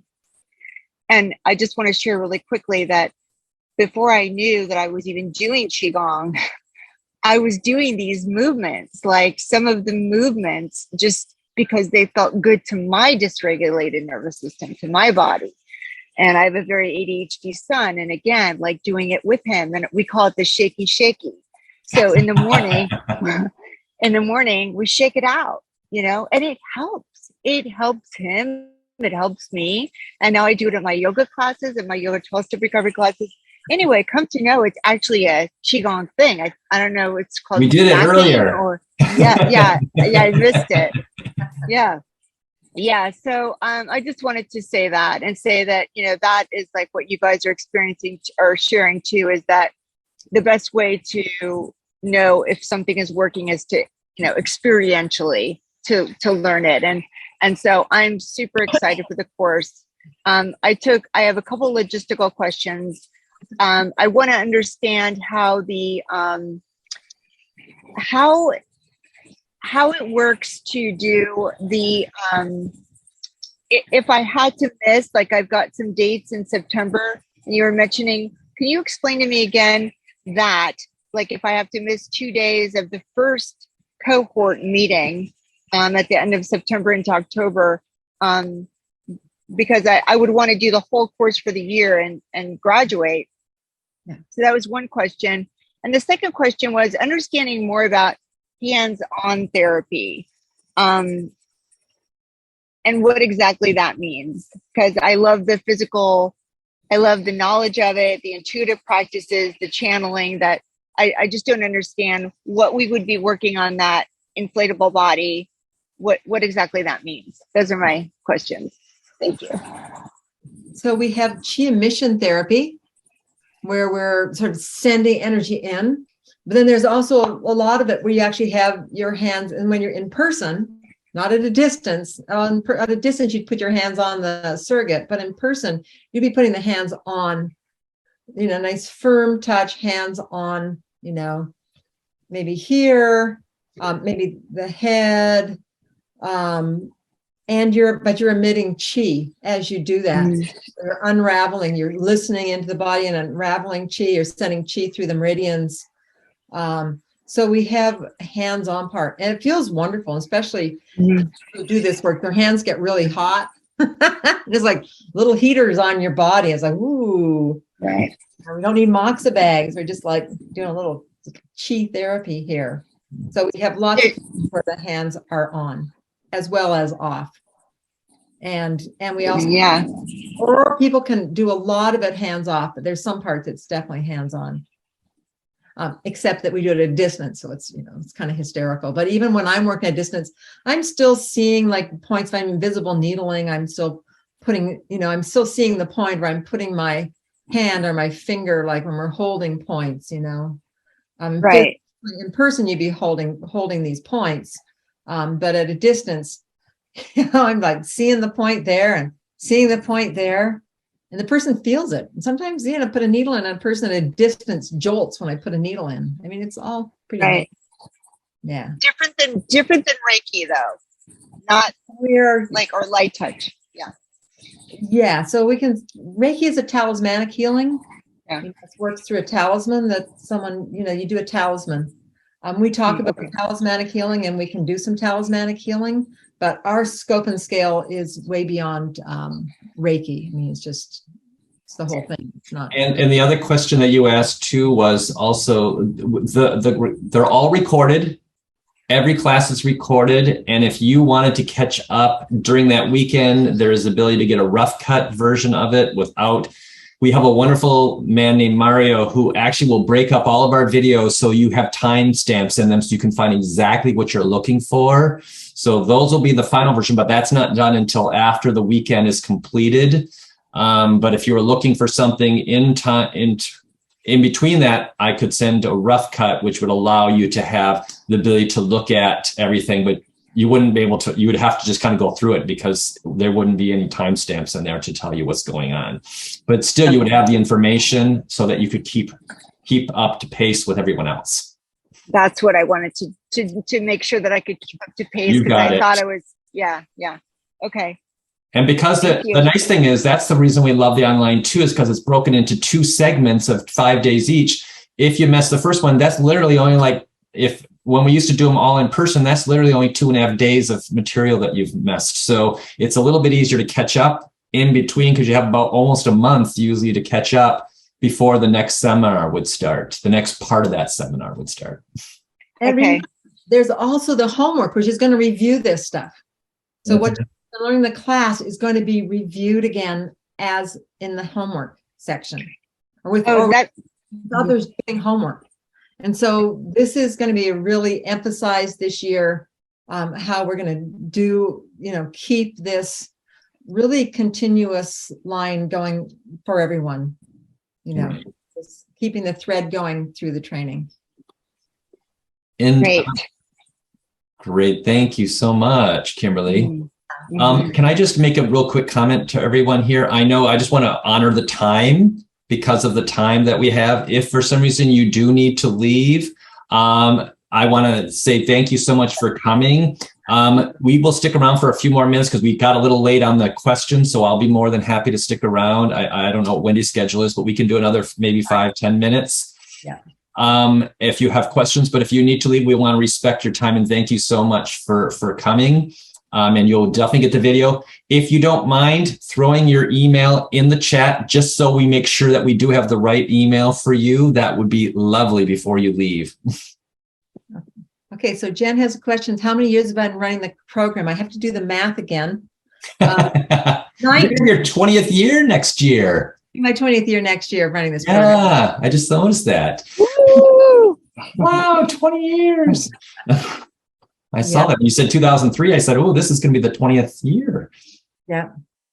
I was thinking it couldn't have been that long ago, but then I was like working on some things and I was like seeing some of my stuff and it was like, oh yeah, well, I created, this was for the course in 2003 and that was the earliest I saw Yeah.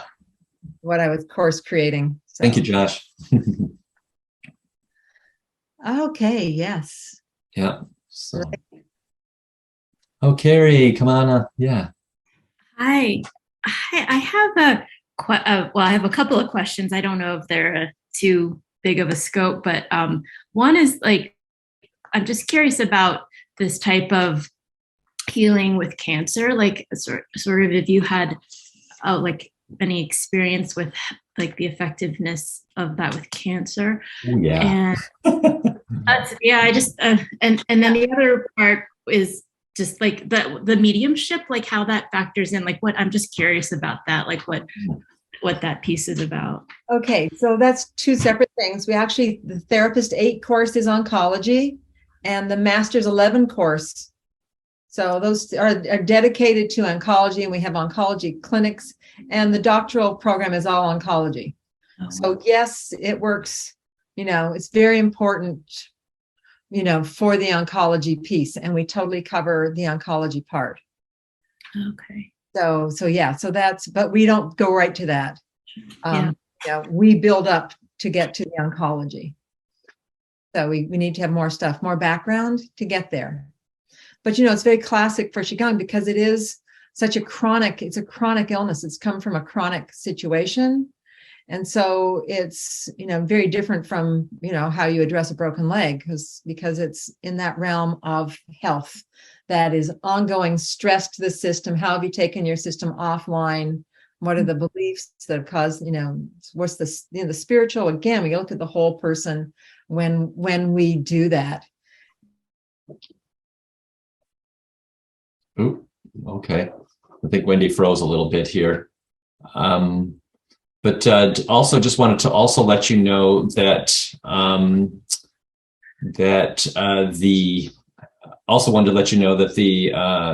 that cancer is a big part of this, not necessarily the practitioner course, but it's a big part of the Qigong course.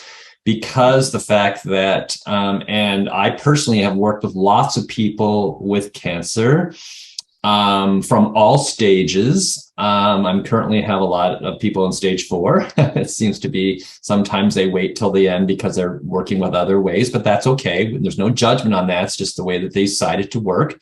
And I've actually done lots of things where we've supported people. And they've actually had some healings, and some people it's not their time, and that wasn't their destiny. But it's a big part of how Qigong can actually help support moving energy through the body. Yeah, so you see a lot of the time with cancer, and you get a lot of cancer people. They're usually after they have done all the Western, right? And no longer works for them, that they will come to you. So. So it makes a big difference, very different than if someone comes to you when they've just been diagnosed and let's see what we can do before, because all of a sudden we're working with, then we become complementary medicine, which is fine. And we're ameliorating the side effects of chemotherapy and radiation and surgeries and all that. So, so it's an interesting thing, but we can really be helpful, super helpful for anyone going through that, whatever stage they're at. We can be helpful. We can be definitely. What was your second question? I don't know why that kind of the mediumship. Mediumship is so important. People will carry with them things in their lives where they're beating themselves up over something around someone who is dead. My father died and I wasn't there. Just a simple one, and I should have been there and you can bring in that person and relay messages, and the person will know that person's there because of the way we do mediumship. It's very much through a transmission. And they'll suddenly feel the presence, and you'll recognize the presence of that person. If that person says, "Oh, I was so glad you weren't there. I didn't want you to see me that way. It was important to me," please forgive me. I mean, there's just a lot of healing that we do that we're able to do with people who have passed on. And I don't know if you've ever watched those mediumship shows on TV. I mean, it's Long Island Medium or Hollywood Medium. Yeah. I love them. We've been doing that. And it's, this is part of the shamanic part. And so if you want to do the shamanic part, the medium part is incredibly important to people. People have so helpful. So helpful. I mean, it can change people's lives in one session. Yes. Yeah, it's one of our great healing tools. Oh yeah, because I've actually had, not too long ago, I had a client that I had to do a little bit of mediumship with because that was holding them back. They weren't willing to heal because this other person, they couldn't, they thought they failed this other person, and they spent this whole time to the point where they made themselves sick.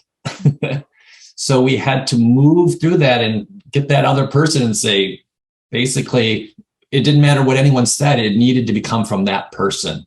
So that was pretty profound. And then this person has now started to rebound because now they started to take their power back. It was quite powerful. It was lovely. Yeah. It just clears up so much unresolved. Oh, wow. That people that there's just weighing people down and just going lives weighed down under some burdens. And these are ones that, it's just really great to be able to lift this from people. I mean, it's really gratifying. I have to say, it's like the paint the walls on your house. One's like, well, that was an instant gratification.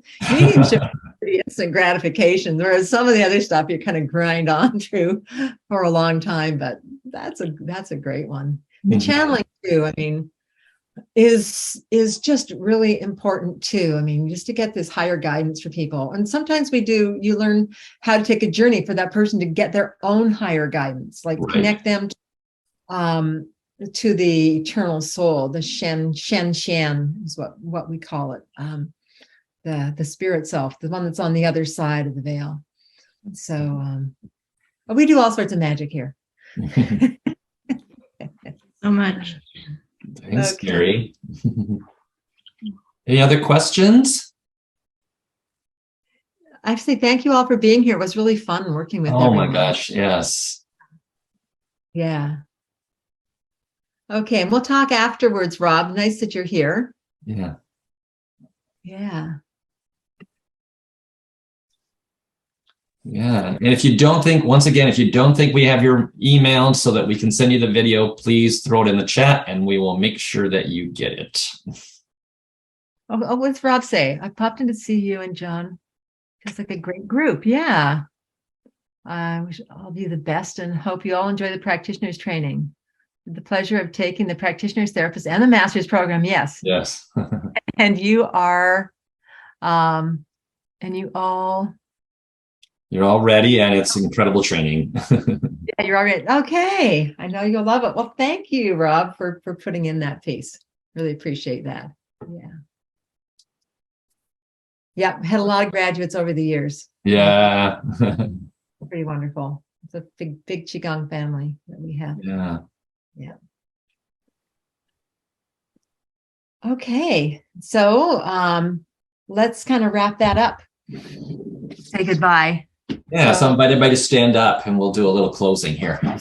Closing.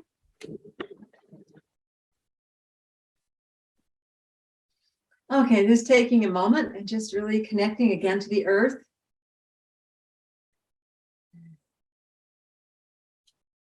And then we're going to bring up the earth, raising your hands, and just really invite the earth to come up through you once again.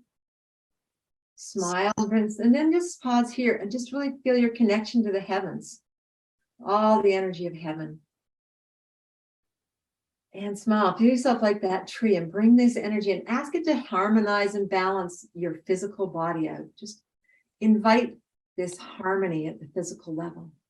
And then again, feeling the earth, inviting earth, lifting earth up, coming upward, inviting, connecting to heaven.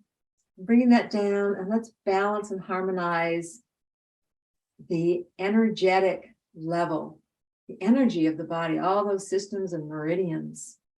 exist as energy. And once more, from the earth, and then from the heavens, gathering and bringing that down and balancing and harmonizing your spiritual body and all three bodies together. That's the outermost layer. So it's bringing it all back in, all three in harmony.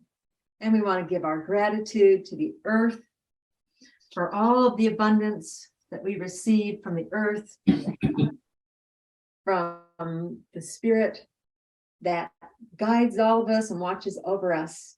And then our gratitude to each other for playing together, for being in this world together. And thank you all for being here today. Thank you.